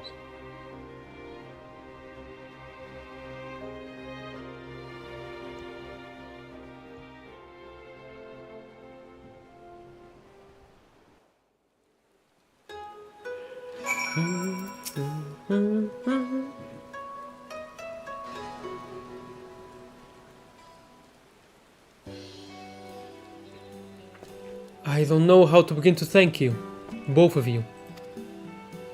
Normally I would say that this uncharacteristic display of humility is more than enough thanks, but I still require one thing in return for my assistance. A promise that this is not the end. Of course it's not the end. This is just the beginning. A new beginning for both geomancy and astrology. There's so much to be done. First we'll need to write down all that happened here today, then I'll need to... What I'd like to know is why geomancy isn't an actual job in this game. It could be. So this is Kugane, eh? Not bad. Shankinor, what in the seventh heaven's name are you doing here? I explicitly stated in my letter that you were not to follow me. Wait, Luviva, I am disappointed. You of all people should know, had you wanted me to stay put, you should have rather demanded that I come. Yes, whatever was I thinking?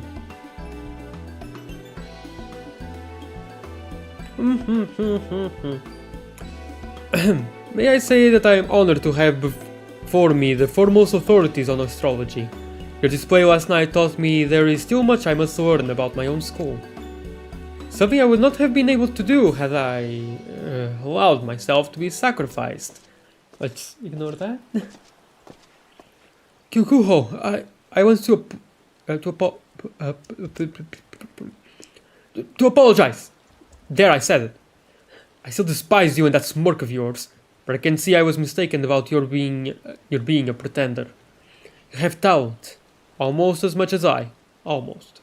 You will make a worthy rival. Huh, coming from you, Zoku, I'll take that as a compliment. Lady Leviva, under any other circumstances, I would be on a bark headed back to Eorzea this very evening to complete my training as an astrologian. But there is something I need to do first. Just as you fought to educate Ishkart of your school, I must do the same here in Kugane with mine. The geomancy unfaithful to the teachings of the masters has poisoned this city for too long.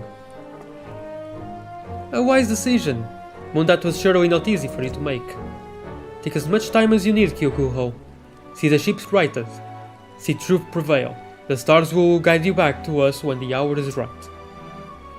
Don't you worry, Lady Viva. Give me a few summers and I'll have an entire army of geomancers trained by yours truly lining up at your desk. An entire army of Kyokuhos? What, is that a problem? This was neat. I like this quest. They're just fun.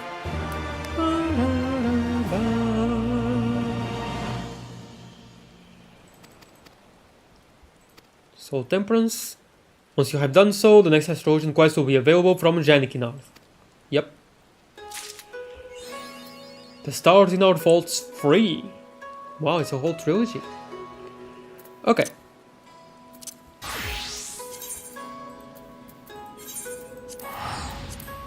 Next job quest will be Culinarian. Oh, but first...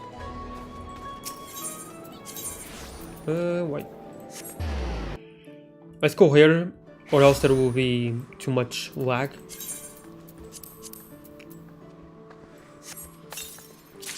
Let's see. What does this look like?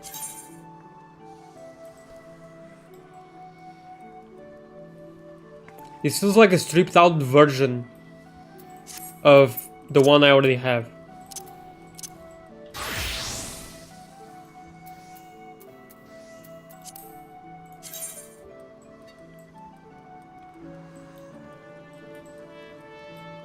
It's similar enough. It's cool, but nowhere near as good as the one I already have, so... Oh, what about the armor? The weapon? Oh, heck yeah. That looks cool. Way cooler than the one I have currently. Although this one also looks pretty cool. But this one is cooler. Okay.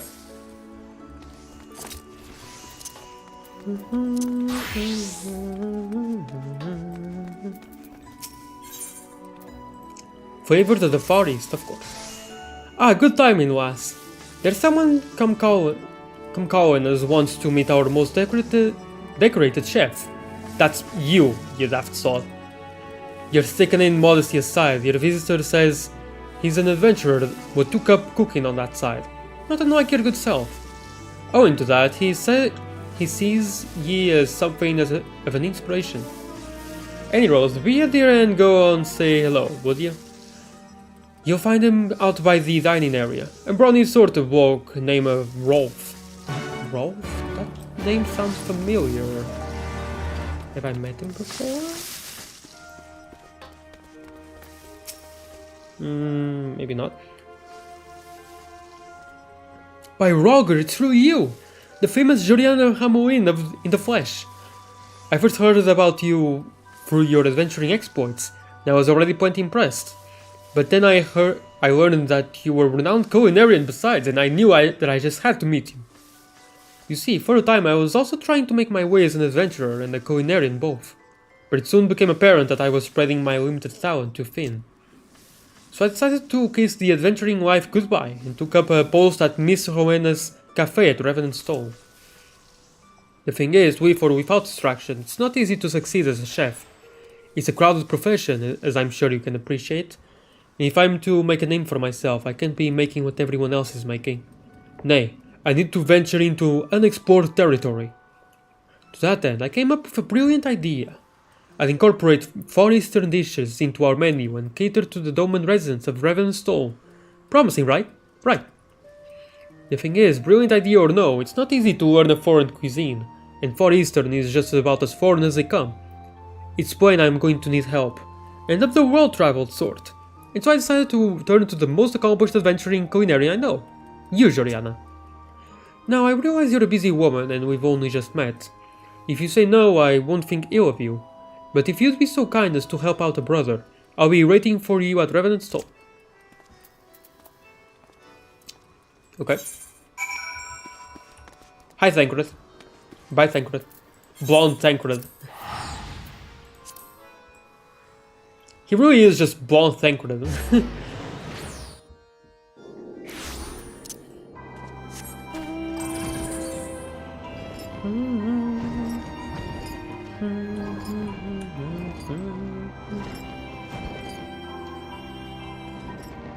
Oh, he's upstairs.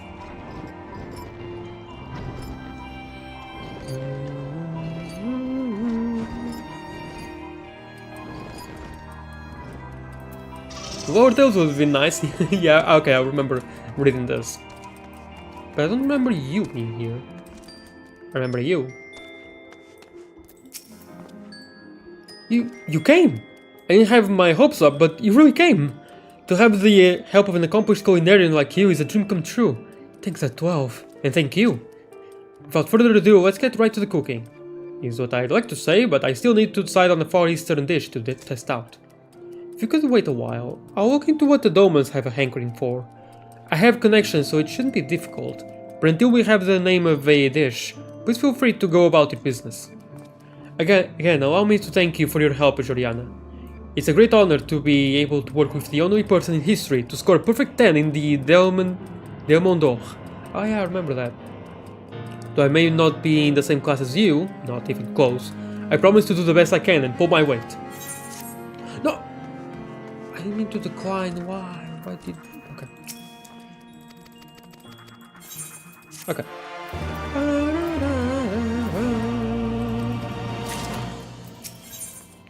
Rise to the occasion. I love you. Juliana, good to see you again. Since last we spoke, I've managed to learn a little about the local Doman's culinary preferences. Pretty much all of them are sink unto death of bread in their lunches, and they miss nothing more than rice, the staple of their homeland. In particular, they want to eat the steamed stuff made into convenient balls. The Doman name is onigiri, which I'm told roughly translates to honorably squeezed. Oh, really? Well, if it's just a matter of squeezing honorably, I thought I didn't need to trouble you. As a matter of fact, I've already tried my hand at it, using rice supplied by an adventurer friend. Was quite pleased with the results too, but then I gave it to the Domans, and let's just say their opinion of it wasn't as high as my own. I don't know what I did wrong. I made the rice balls exactly as described, but there must be more to it than meets the eye. One thing's certain though, if I can't squeeze a decent ball of rice, I don't have a future in Far Eastern cuisine. Here's where I need your help, Joriana. Polite as people as they are, the Domans won't give it to me straight what was wrong with my rice balls. You think you could go and ask them in my stead? Sure.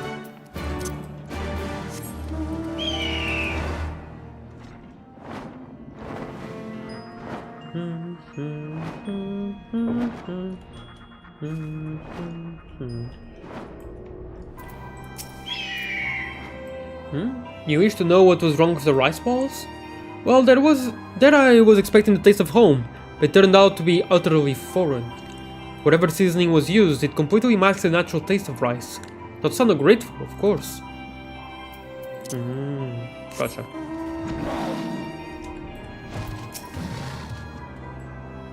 Ah yes, Master Rolf's rice balls. It was not a terrible first effort, but if I may offer some advice, he would do well to use less water in the cooking.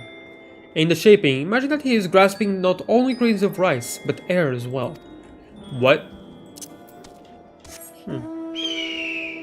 Oh wait, no, I think I sorta get it.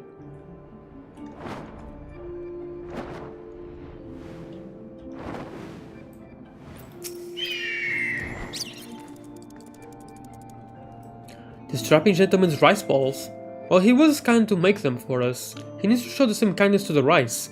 He squeezed his balls with such force. The texture was fairly crushed out to each grain. Oh, I'm a child sometimes.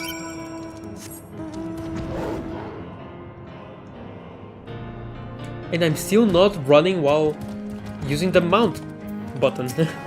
I'm still not used to it. I'll be damned. I assumed you squeeze in order to keep the grains together, but it's plainly not that simple. Nor is it enough to simply cook the rice. It needs just the right amount of water. As for the taste, I thought that salt alone was dull, so I came up with the brilliant idea of adding a hint of, wait for it, Far Eastern seasoning. To have it called for any salt in the wound. Pardon the pun. Well, it seems I got just about everything wrong, but I dare say you'll fare better, Joriana. While the comments are still fresh in your mind, do you think you could try making some rice balls? I have all the ingredients you need here, and Popin there has more of the same.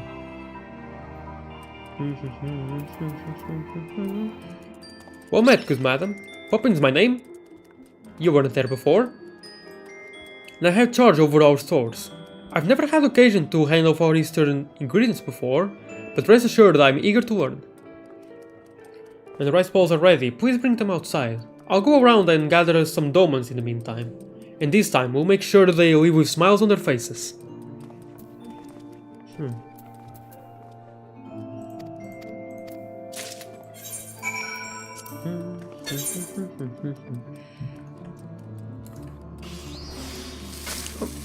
It's over here for some reason.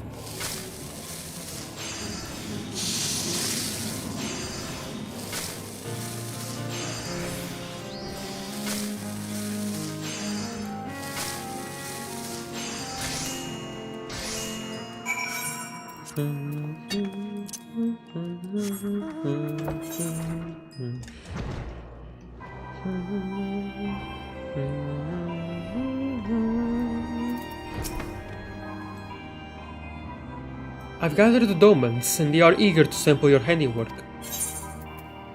Simple triangular balls of steamed sticky rice sprinkled with not but a pinch of sea salt, so that one might appreciate the subtle flavors of the original ingredients.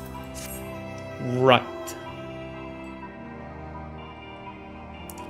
Thank you. I'll pass these out straight away.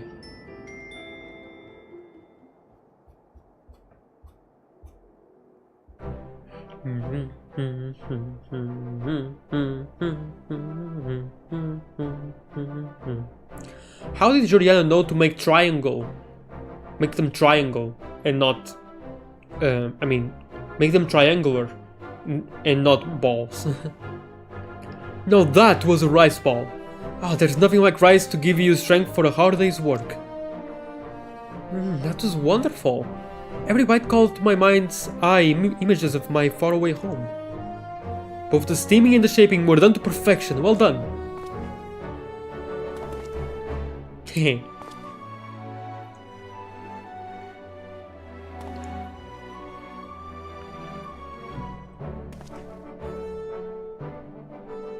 By the 12th, this is amazing! I can taste it, how the sprinkle of salt draws out the sweetness of the rice. By adding spices, I unwittingly killed those natural flavors. And this fluffy texture, this is what it means to grasp not only rice but air as well. Gently joined as they are, the grains retain their fresh steamed plumpness and break apart at first bite. Such a simple thing, yet it's so good. We truly harness the best qualities of rice. Such is the spirit of Far Eastern cuisine, to respect each ingredient and allow it to shine. Says who? You. Anzu. Forgive me my interruption, my name is Anzu, and I wish to thank you for assisting Rolf. Anzu, you shouldn't be here, we forced him together. What was I to do? I was worried. However, I see now that I needn't be. You're clearly in good hands. Who died? And returning to the matter at hand, the rice balls were a rousing success. Let's continue this back in the kitchen, shall we? You can't be seen together? Why is that?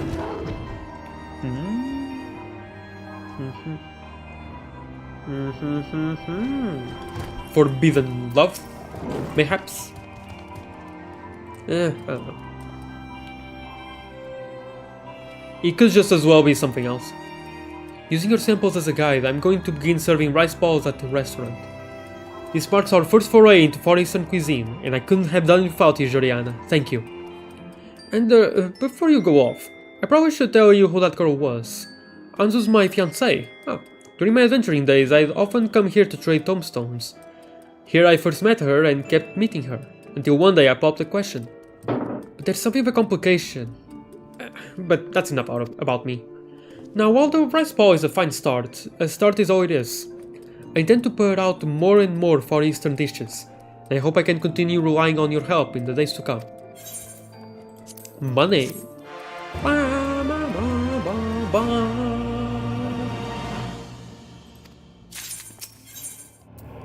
A broth from the brine. Juliana, how are you?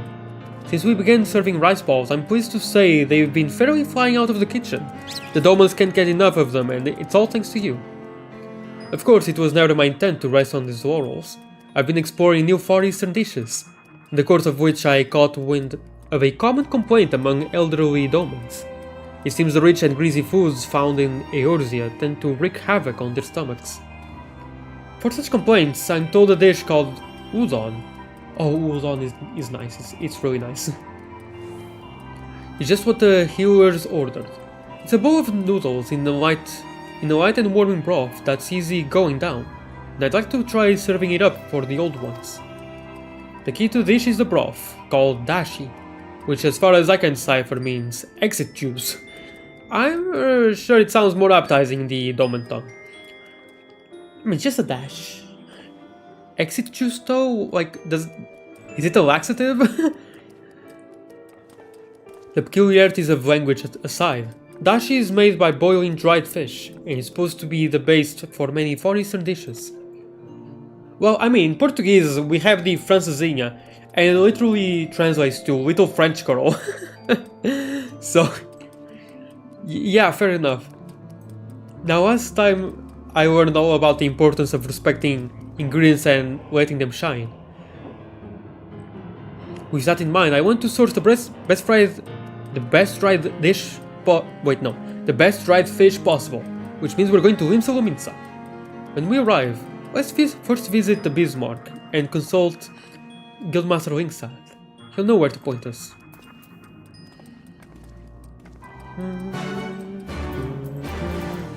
No. Yeah, okay.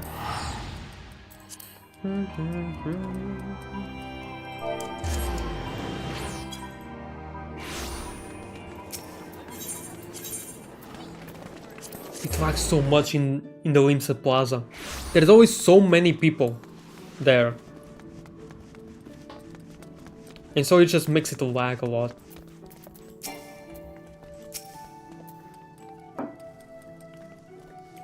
Dried fish to make broth for a Far Eastern dish, you say? Then your best bet to be using the authentic stuff. Just so happens that Kraken's ship recently seized itself an Imperial merchantman way out east. One that was carrying all sorts of exotic goods.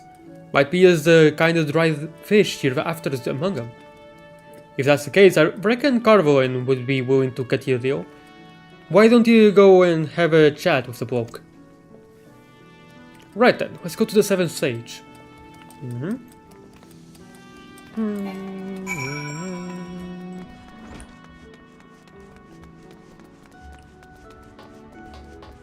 Oh, I already have Jog on. Nice.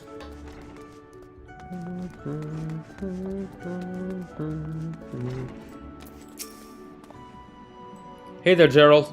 Don't try to blow up the... Don't try to destroy the Earth, okay? The ship we seized.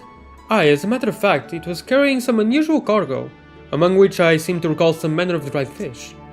Seemed not to like to fetch any coin, however, so we offloaded it in order to free up the hold for a more valuable plunder. The Lady Inferno happened to pass by, so we made a gift of it to the Sanguine Sirens. Oh no. And Roswell loves Carvo, and so any gift from him, she won't give it up so easily. The undiscerning fools that they are, they accepted it without question. So if you want your fish, you'll need to speak with their captain, the ever-uncouth Roswell. Well, looks like it's off to the missing member for us. Yep. It's gonna be good. Probably not. No, not really. Oh man, I didn't realize it was that far away. I should have used the Ethernet, I mean. I think so tough. Why did I say hi to you? I don't know, who cares?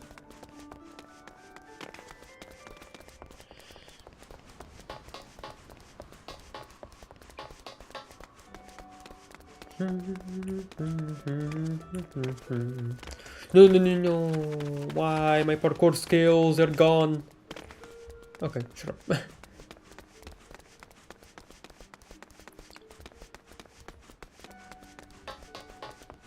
Hi, Milk Coco. How you doing? Into the restaurant. Acquaintance of yours, mate? Is he? Yeah, he is.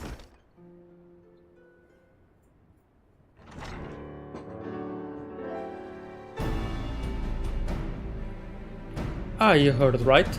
Carboin gave us foodstuff from a ship he seized. Far Eastern delicacy worth its weight in gold, he said. But what do I find when I pry open the crates but fish what's dried up? Other than a plank. I should have known better than to trust that wine person. That's it, the fish we're after. The Domins call it katsuo bushi, and you boil shaved strips of it to get broth. Will sell it to us, Captain. Sell it to you? Can't well sell what I don't have, now can I? Oh my god, it's really one of those quests. Worthless as it looks, I had me girls throw it overboard. But now I find myself regretting it. I should have held on to the fish so I could shove him up Carboin's arse. See how he enjoys this Far Eastern delicacy. Looks like there's nothing for it but to go to the Far East. What am I going to do about the cafe? Can't believe that intended. Who could it possibly be? Smell cocoa, yay! Excuse me, Juliana. As usual, I couldn't help but overhear the captain's impassioned rants. And I'm happy to say I have the dried fish in our storehouse. Mazzy B, he hardly ever comes to visit, you see, so I adopted a little kitty to remind me of him. And just so happens he loves dried fish more than anything else. I just discovered that the cat is far better company than some self-centered piece of turd who ain't never around. What were we talking about now? Right, dried fish. Any friend of Juliana's is a friend of mine, and you are welcome to as much of it as you need. Please help yourself. Really? I mean you're zapped. Juliana, I'll go and grab the fish. See you back at the Revenant's stall. Where's your storehouse? Your warehouse, by the way. Such dedication to his craft. Why, it's as if there's more that's driving him than the cooking alone. As if there's love? Just a woman's intuition.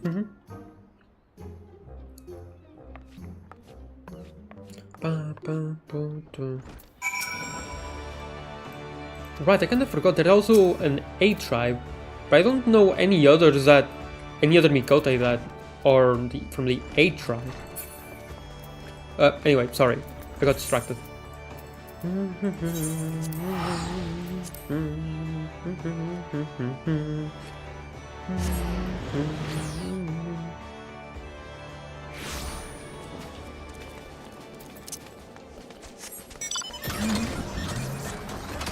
It's kind of weird. Look at this. Like, just walking normally, right? And then if you use the mount roulette button, I don't know why, but for a little tiny bit, while the animation for reaching out for the whistle to bring out the mount, it's really smooth. Suddenly the animation is super smooth, even more smoother than this. Maybe it's just my imagination, but it just looks smoother. Right, let's get to work on the udon. Maybe it's because it's new. Juliana, I'd like to take shavings from the katsuobushi and boil it to make the broth.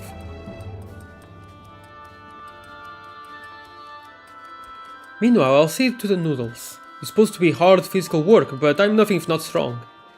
Poppin has more ingredients in reserve, yeah?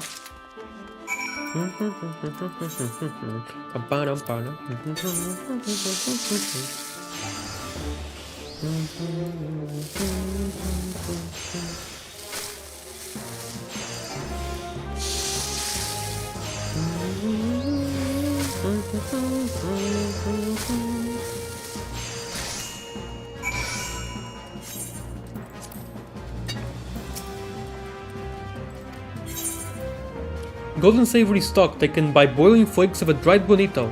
Bonito? Used in many varieties of Far Eastern cuisine, including the noodle dish udon. Very informative. Wonderful. All that's left is to combine the two, and the udon will be ready. I'll have the elderly Dolmens come over to sample it right away.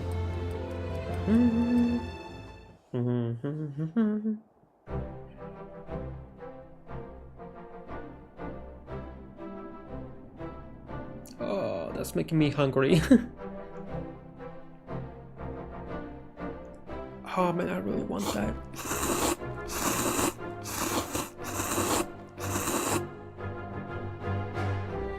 That just looked like a sound effect of, I don't know, something raising wood or whatever, like a saw. Ah, that was a tasty bowl of udon. The broth was good to the last drop, and light and gentle as it was, I dare say it will be good all the way through me. I think I'll get to eat udon again before I die. Brings a tear to my eye. Thank you, young ones, thank you.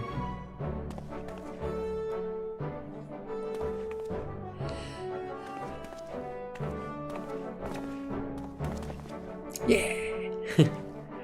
Your leg was clipping through the clothes. I reckon we can call that a great success. Now I can offer the udon on the menu with confidence.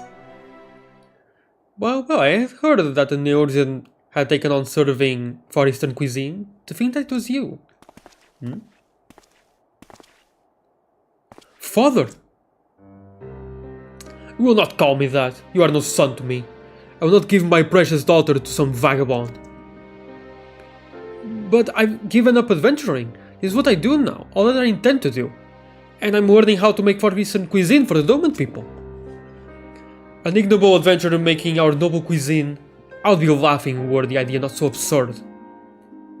Before you pass judgment, please sample my udon Unzan-san. I made it together with my fellow adventurer here. It will be just a rude bastardization.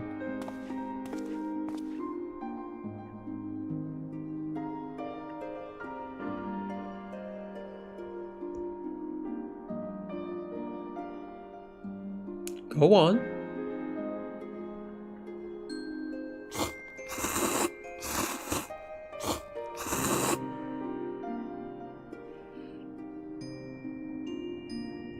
Considering that it was made by an outsider, the broth is respectable.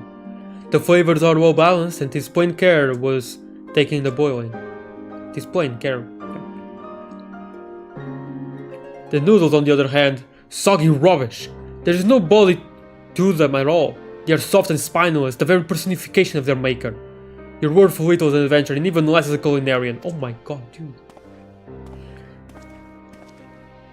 He really tried his best to nitpick at least one thing to be able to insult you. I'm sorry you had to see that, Juliana, but at least now you know what the complication is. Anzo's father, Unzan, he's as traditional as they come and he refuses to accept a vagrant adventurer like me for a son-in-law. It was to gain his approval that I gave up the adventuring life to focus on cooking Far Eastern cuisine. The problem is Unzan himself is a chef of no small renown, who had his own prestigious restaurant in Doma. From the first I knew it wouldn't be easy to impress him, but to be on the receiving end of such scorn is disheartening to say the least. In the end though, he spoke the truth. I'm not worth a damn as neither adventurer nor culinarian. A far cry from you, Juliana. Even so, I won't let it end like this. I won't give up. No matter what it takes, I will succeed as a culinarian and make Unzan approve of me. I'm sorry I kept all of this from you, but though my motives aren't as I first said, it doesn't change what we seek to do, and I hope I can keep depending on your help. I think I've seen this. Hey, it looks neat, actually. Money.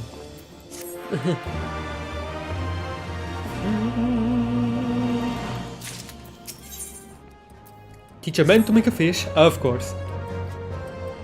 Juliana, I'm glad to see you again. After Unzan tore my noodles to shreds, I went back and practiced until I could procure the body he said they were lacking.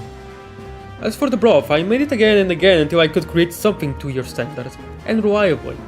These two things perfected, by my definition at any rate, I'm now offering udon on our menu. It was a lot of work, but it was well worth the effort, for the dish is proving popular not only among Domans, but adventurers as well. But there's no time to be patting ourselves on the back. We've got more Far Eastern dishes to explore. and my sights are set on something called sushi. Little mounds of rice topped with raw fish. Simple as it sounds, ask any doma and they'll tell you it's an indulgence of the highest order. Not certain where to begin, I consulted Anso, who told me that this dish is not impossible to make without training under an honest-to-God's master. This means a trip to Hingashi, where it originates. But as you know, I have a responsibility to the restaurant. Rowena will never permit me to live long enough to make the journey. It pains me to ask such a big favor of you, but will you go to Hingashi yet? I'm in your debt. I'll know what I will do without you, my friend. Now, according to Anso, one of the realm's foremost sushi chefs works in the port city of Koganen, at an inn called the Bokairo. Oh, you do well to seek out this inn. While you are abroad, I'll round up all the ingredients in preparation for your return, and with that I bid you a safe journey.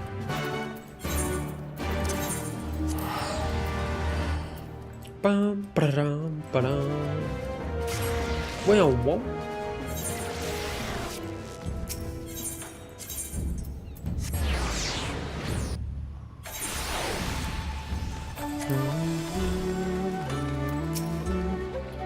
Come on, come on. Oh, you seek not healing, but a meeting with our sushi chef. Well, it is true that we are no less for our waters than we are for our cuisine. Our guests journey hither from far and wide to partake of the heavenly morsels prepared by Chef Shamoji. His dedication to his craft is such that he insists upon gathering ingredients himself. As a matter of fact, that is what he is doing right this moment. His outings usually keep him away for a good while, and I cannot rightly say when he might return. If you are in some hurry, you might consider searching for him out in the Ruby Sea. He favors the waters near the Yao of Beko. You ought to find him without trouble. Okay, assuming you are a strong swimmer. I am. I think.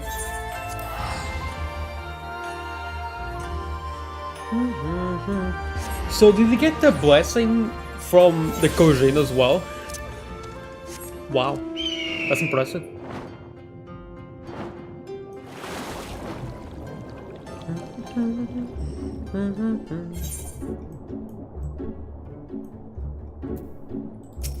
Oh, he's a Kojin himself. That makes sense. God, you just cost me a plump Maguro. Whoever you are, this had better be good. I am Shamoji. Shelled or unshelled, there is nary a finer sushi chef in all the land. Now what business have you that you simply must disturb me at my fishing? You wish to learn sushi making? I don't teach my craft to any small fry that comes swimming up, and you are as small as they come. Yes, that's kinda true, I'm very, very short. But the fishing is bad this day. I shall return to the inn. Our business is over. Not even think to follow me. Oh, I will. I will follow you. Forever.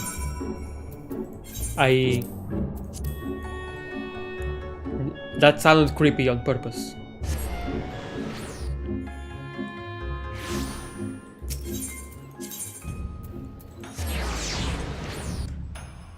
I will follow you to the end of the earth, or rather to the end of Heidelin.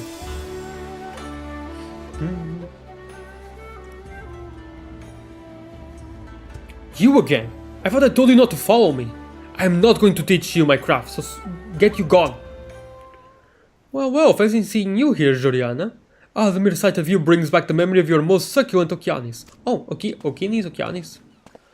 Okay. I came to sample the Bokairo's famous sushi, but the chef was regrettably absent. Just as I was about to leave, however, who should I spy but you? If I heard correctly, you are here to study sushi making. Pleased am I to see that your hunger for learning remains voracious as ever. Master Delamo, forgive me my absence. Give me but a moment, and I shall prepare the finest selection of sushi in the house. Never mind that, my friend. Instead, I should be much obliged were you to initiate my dear Joriana here into the ways of your craft. Should her qualifications be a concern, know that she scored a perfect 10 in my contest. A perfect 10? In a Delamon d'Or? But that surpasses even... Very well. If you're good enough for Master Delamon, then you're good enough for me. Then settled. Happy learning, Joriana. When next we meet, I look forward to sampling the far eastern fruits of your learning.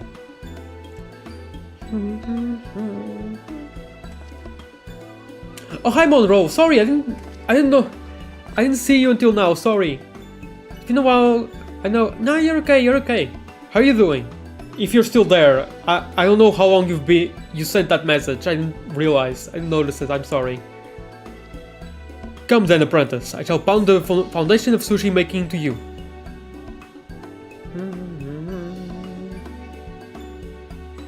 I hope you're well. Fade to black. Fade to scene. To master basics in so short a time. Small wonder if Master Delamon approves of you. More's the pity you are leaving so soon. A mere 10 years under me and you could call yourself a master. But for now, I'm just watching during a quiet, Almayo. Okay. A quiet period, yeah. I hope you're doing well then. But for now I shall content myself in the knowledge that you will spread the joys of sushi to Eorzea. Farewell, apprentice. Goodbye.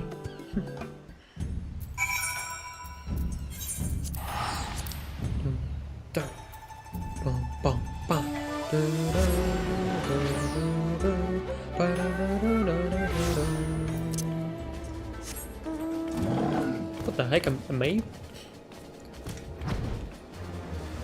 I actually kind of want that as my culinarian outfit, like a maid. But nah, I like this more. This chef outfit for culinarian is great. It's just way too good.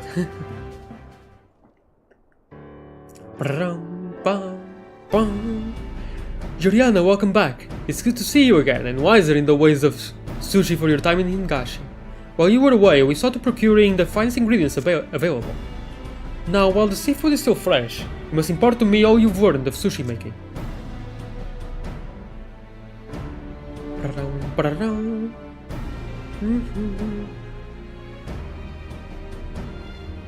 I see, you can't just slap raw fish on top of rice and call it sushi. No, you need to draw out the natural flavors of the ingredients and bring them together in a harmonious whole. Truly, Far Eastern cuisine is deceptive in its simplicity. Thanks for the detailed explanation, my friend. I'll try my hand at making sushi at once and have the local doorman sample it. And this time I'll call for Anzu and her father as well. Unzanus was an accomplished chef, and if my handiwork meets with his approval, then there's no doubting I'm on the right track. But to prepare so many portions on my first try is admittedly difficult. I'm sorry, Juliana, but will you help me out? Yep. A single serving is enough, even though there's tons. As always, if you need more of something, yeah?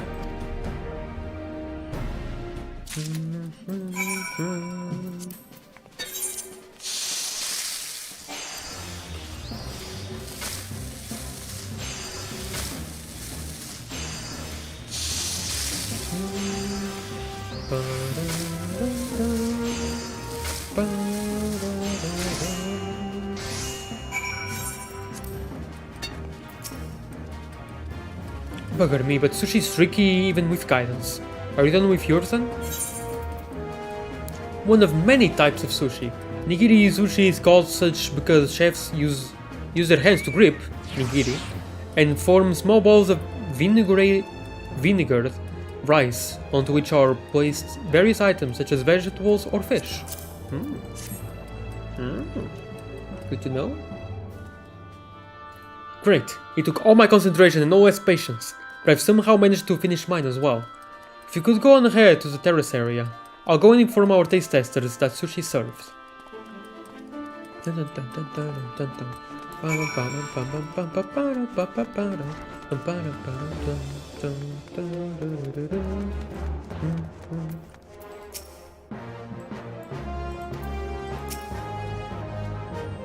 Anzu and her father should be along any moment now. God, but this is nerve-wracking. I can imagine.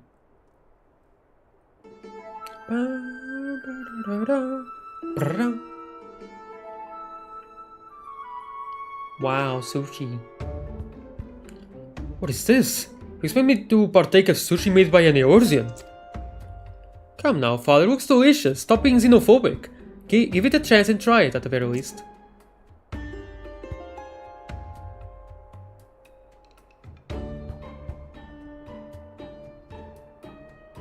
Juliana's sushi is superb.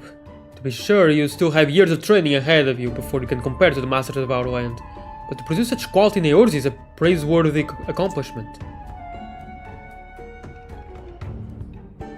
Rolf's, on the other hand, shoddy rubbish. It is sushi not but appearance, a pale imitation bereft of depth, unfit to be placed before a customer. Wow. That is only natural. Short of having a kami given gift, one cannot hope to make something so exacting as sushi to any satisfactory degree with naught but basic training. You may not have the talent of Joriana, but that is not a failing. Though your sushi is more akin to a humble rice ball, I can taste the effort that went into its making. For all its flaws, I do not mislike it. You approve my sushi? Then me and Anzu... Dude, calm down, it's still level 65. Never. You plainly misunderstand why I do not approve of you. It has not to do with your being a lowly adventurer nor a mediocre culinarian. No, it is because you are not one of us. Because I'm xenophobic. Ours is the blood of Yansha. Oh, a proud line and pure. Oh my god, dude. Shut the hell up. And only a man of equally pure lineage is fit for my only daughter. You are unfit, but it is through no fault of your own. Consider Far Eastern cuisine. It owes its greatness to its purity, to the fact that it developed free of outside influence. So too do I wish it to be for my line. Surely you understand. Father, I can't believe what I'm hearing. If you'll not approve of us, then I'll have no part of your line. I understand. I'll go back to being an adventurer. Rolf, no. Let him go, Anzu. It wasn't meant to be. I will give you some time alone. Dude. You suck. How could he give up so easily? On his cooking? On us? Yeah, that's true. Like, he also gave up pretty quickly. Nay, that is not the Rolf that I know. I believe in him. Whatever it is he means to do, he has his reasons. I'm certain of it. I beg you, Joriana, please lend him your aid as you have thus far. If you hurry, you may still find him in the kitchen.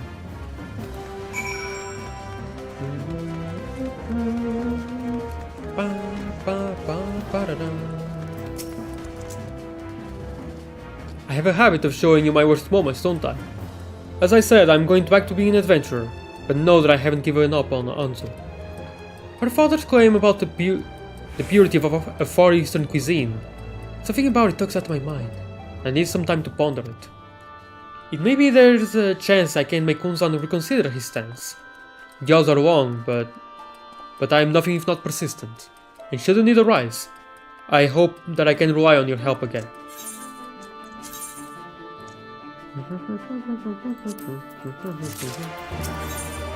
The way to a father's heart. Oh, it's almost 70 already. I thought... Never mind. You recall Unzan's words about how Far Eastern cuisine developed without outside influence.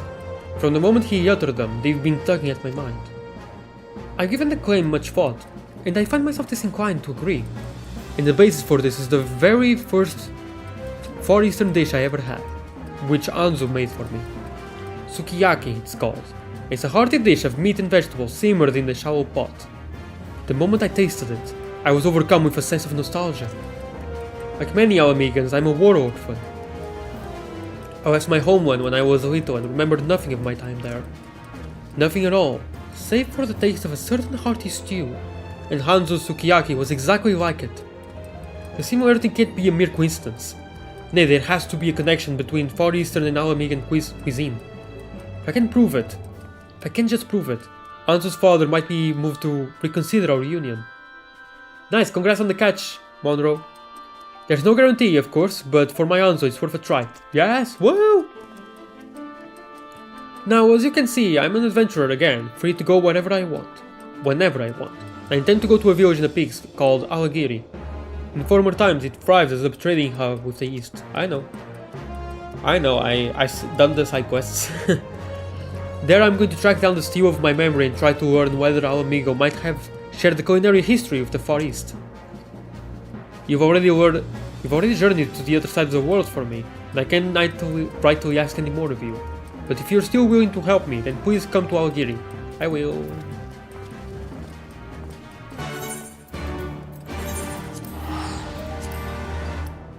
I'm gonna finish up the culinary quest and end the stream. It's a tad early, I know, but I'm gonna have to end the stream a bit early. Unfortunately. You came, thank the gods. I thought the things in the area were fierce, but the people here might be even fiercer. But I'm ready to face them now that you're here. I can thank you enough. Let's split up and ask the villagers about the stew. We'll meet again here when we're done.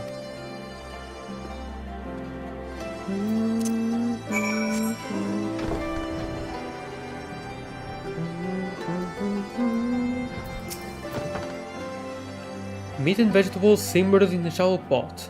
What described sounds a lot like buckwheat stew, a traditional Alamigan dish. It was born when soldiers in the field took to using their buckwheats in place of pots, cooking meat in them with wine and various seasonings. It was popular in the past, but under imperial rule it became a rare indulgence. Okay, I now know. Why do I need to talk to two more people? I don't know. Not very much for stews, sorry. If you ask me, the only way to cook meat is to roast it to a crisp. Okay. Oh, right here. Stew? Does it look like I know anything about swiping stews? I just eat whatever the hell is put in front of me. Wow.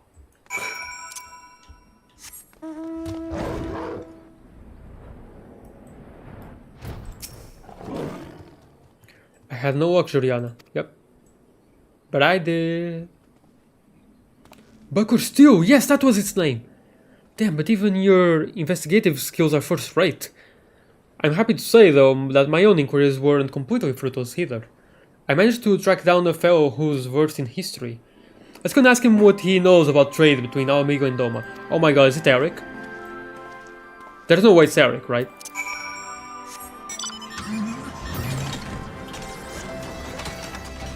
No. Oh my god, if it was Eric though. I do know some few things about our nation's history, owing to my time working at the royal palace. What is that you wish to know? It's true our amigo traded with nations to the east prior to imperial rule, but as far as I'm aware, this extended only as far as the Near East, to Razat Han. So there was no contact between us and Doma? None at all? I mean, Doma might have gone to Razat Han, and then we went to... Then our Amigans went to Razat Han, and that's where the trading came in. No, even if it isn't direct, it has to be some sort of connection. For example, Razat Han could have been a waypoint for the dish. But if I want to verify this, I'm going to have to go all the way over there. Ooh. Perhaps I didn't go so far, for there's a Hannish fellow among us who came to Eorzea years ago. You could try asking him first. I saw him heading outside the village a short while ago. Elderly as he is, he can't have gone far. I actually also know another Razat Han fellow in the Black Shroud. Thank you. Juliana, let's go and look for this man.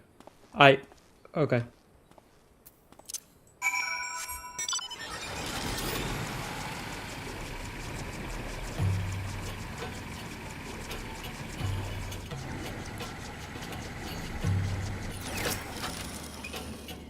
There's no sign of him.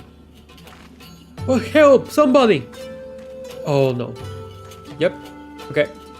No. I shall go with my gorilla.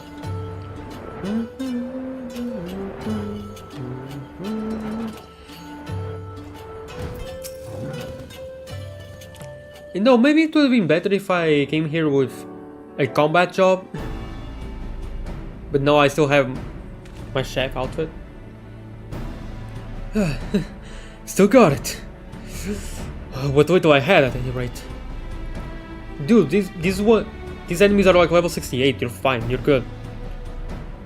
Would have been a stroll through the woods for you, but I can't let you do all the work. You've done more than your fair share already.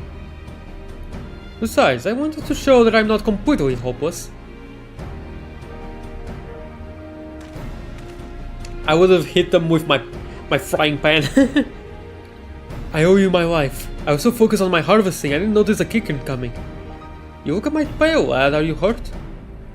Just my bones and organs. I'm already on the mend, I assure you. More importantly, I take it you're the gentleman who came from Razathan. I'm sorry this seems sudden, but while you were still there, did you ever hear about a dish called buckwheat stew? Hear about it? I love the stuff! Ever since traders brought it over from Al Amigo, it's been an enduring favorite in my homeland. As a matter of fact, it's the reason I came to be here, though I won't bore you with the details. So people from Razathan are Hanish? Huh. So it was introduced to Razathan after all. Tell me, do you know if buckwheat stew also made its way to Doma? That it did, and it's a tale all know well. A Doman merchant journeyed to Razathan to buy spices, you see, and chanced to sample the stew. It was love at first taste. So enamored was he of it, he decided to open a restaurant back at home and started buying up all the shallow pots he could find. Alas, these pots proved too heavy to have back, and he left them all at the pier and said that he'd make do with spades. Spades, you say? The name sukiyaki can be translated as spade grill, and said to come from the fact that you grill the meat on a spade. I knew there was a connection. Sukiyaki, so that's what they call it. Well, by whatever name it's known, all this talk has given me a fierce hunger for it. There's not for it, but to make some right now. You're going to make buckwheat stew? Would you mind teaching me the recipe? And tell me more about its spread to the Far East. Oh, you indulge this old man with your company? Well, if you insist, who am I to argue? Come along, then, and I'll tell you whatever you want to know.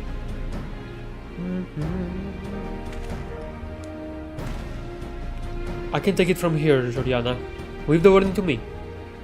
I'll join you back at Raven's stall when I'm done. Thanks again for all your help.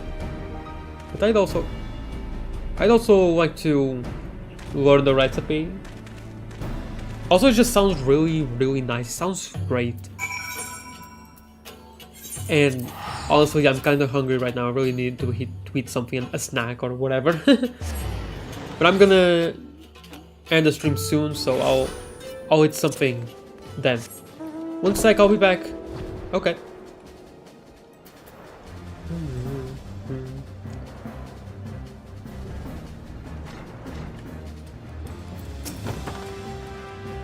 Ah, Joriana, perfect timing. I've just returned myself with the recipe for buckwheat stew freshly etched into my noggin. I begged Miss Rowena for the use of my old kitchen. Surprisingly, she allowed it, well bless her. With that, I can set about making the buckwheat stew in order to win Anzu's father over. Here I have one last favor to ask of you, my friend. I need you to prepare a serving of Doman sukiyaki. It's a relatively simple affair. You take meat and vegetables and simmer them in a broth of dashi and Far Eastern condiments. Though I needn't remind you that Far Eastern cuisine can be deceptive in its simplicity. Anyway, here's all the ingredients you need, and Poppin has more set aside.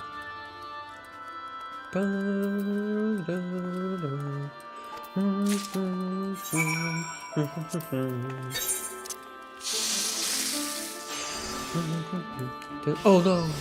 Oh well.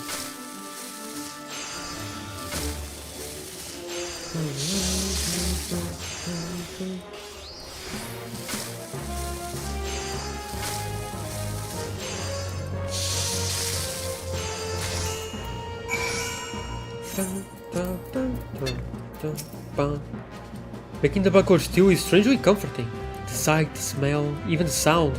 They take me back to bygone days.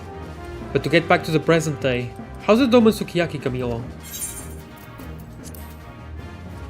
Originally introduced to Doma by Alamigan merchants, sukiyaki is a popular dish that consists of thinly sliced meat and vegetables cooked in sweet and savory soy-based sauce. Okay, I hear you. Well, a mere waft is enough to tell me this sukiyaki is in a class of its own. And my buckwheat stew is as right as it will ever be. Come, let's serve them to Anzu and her father on the terrace.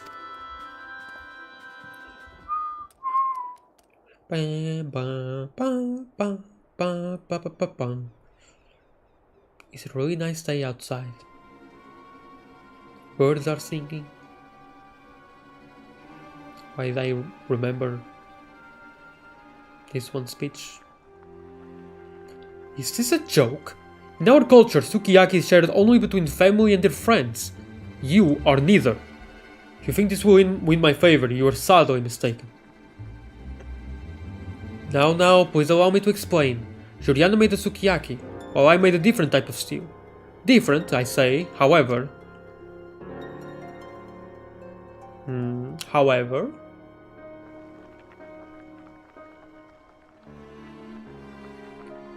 Stars? What? What is this? It resembles sukiyaki, it appears not to be Far Eastern. That's because it's a traditional Alamigan stew. If it pleases you, please sample and compare it with the sukiyaki. An Alamigan stew, you say? I know not what you are playing at, but your aroma is undeniably appetizing. Oh, very well.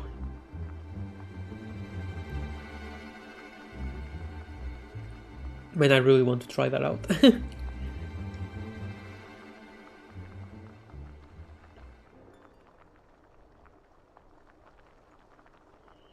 Oh! By the kami! Not only do they look alike, they also taste alike. But the ingredients, they are different, are they not? You're right, father. There may be subtle differences, but no matter how you look at it, this stew is sukiyaki. What is the meaning of this? Did sukiyaki somehow find its way to Alamigo? No, Zansan. It's the opposite.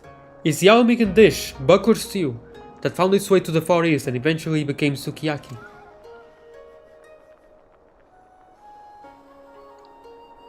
Though Alamigo and Doma had no common history, they had a common trading partner in the Near East. Originating in my homeland, buckwheat stew first crossed the seas to Rajasthan. From there it crossed the seas once more to Zoma, where it was recreated using local ingredients to become sukiyaki.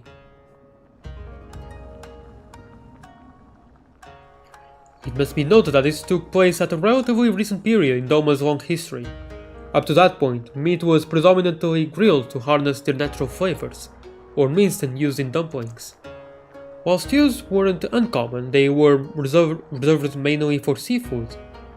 But with sukiyaki's arrival, new possibilities blossomed for meat dishes. And thank God for that, because meat tastes way better than fish. It's not even comparable. Sorry, excuse me. Father, you told me that Far Eastern cuisine owes its greatness to the fact that it developed free of outside influence, but it owes its greatness to less to what it adopted from other cultures.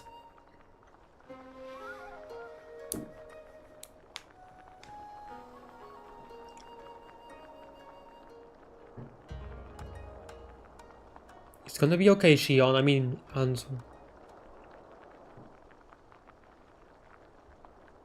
Why are you still standing there? Sit down and join us ere the food gets cold. I don't know why she reminds me of Shion. It's probably just the black hair. The short black hair. If she had blue eyes, however, yeah, that's Shion.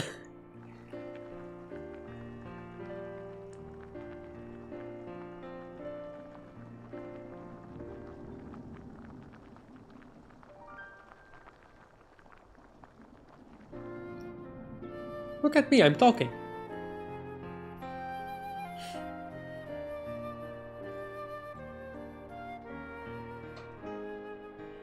I don't know how I'll ever repay you, Juliana.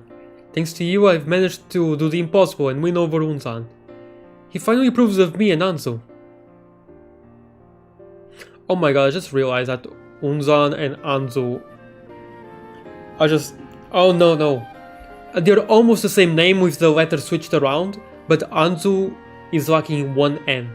That's it, but I just now realized. And we plan to be bonded at the earliest opportunity. I'm going to resume my post at the cafe, serving Far Eastern dishes, of course, and hang up my adventurer's hat for good. I suppose you'll continue both adventuring and cooking, and I don't doubt you will keep on succeeding at both. But no matter how high you climb or how far you roam, know that you're always welcome here. This was a nice quest, although I don't know about... like, the father... with the father and stuff. Like, you can't marry my daughter unless you're from Yangsha. But oh man, like, it's your Doman. If it hadn't been for the Alamigan stuff and the Booker Steel, like that series of coincidences, they wouldn't ever be together at all. So I don't know. I'm mixed on it, but it's fine. It's nice, but I'm still mixed on it. Juliana, great to see you. Where did Poppin go? Oh, he got eaten by the devs. Yes. The cafe is doing well, I'm happy to say. Oh, folk are coming from far and wide just for our Far Eastern dishes. Things are positively rosy with Hanzu and her father too. Life's good, all in all. I have nothing to complain about. Well, to be completely honest, my fire for adventure has flared up again, and in my spare time I've been off collecting tombstones with the old crowd. And just to say not a word of this to anyone. Oh man. You know what? Fair enough, you do want the best gear possible from Rowena.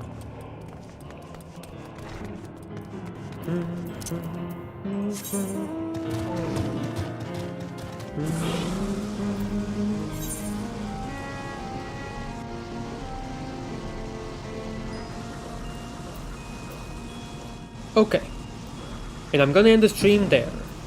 The next stream I will do the leather worker quest and the carpenter quest, and if I still have like 2 hours or something to the stream, then I'll do samurai as well. And then the stream after that, I'm thinking of doing blacksmith and armorer, and then finish it off with monk. So yeah, I'll be finishing the stream here. Thank you so much for everyone that stopped by. Love you all.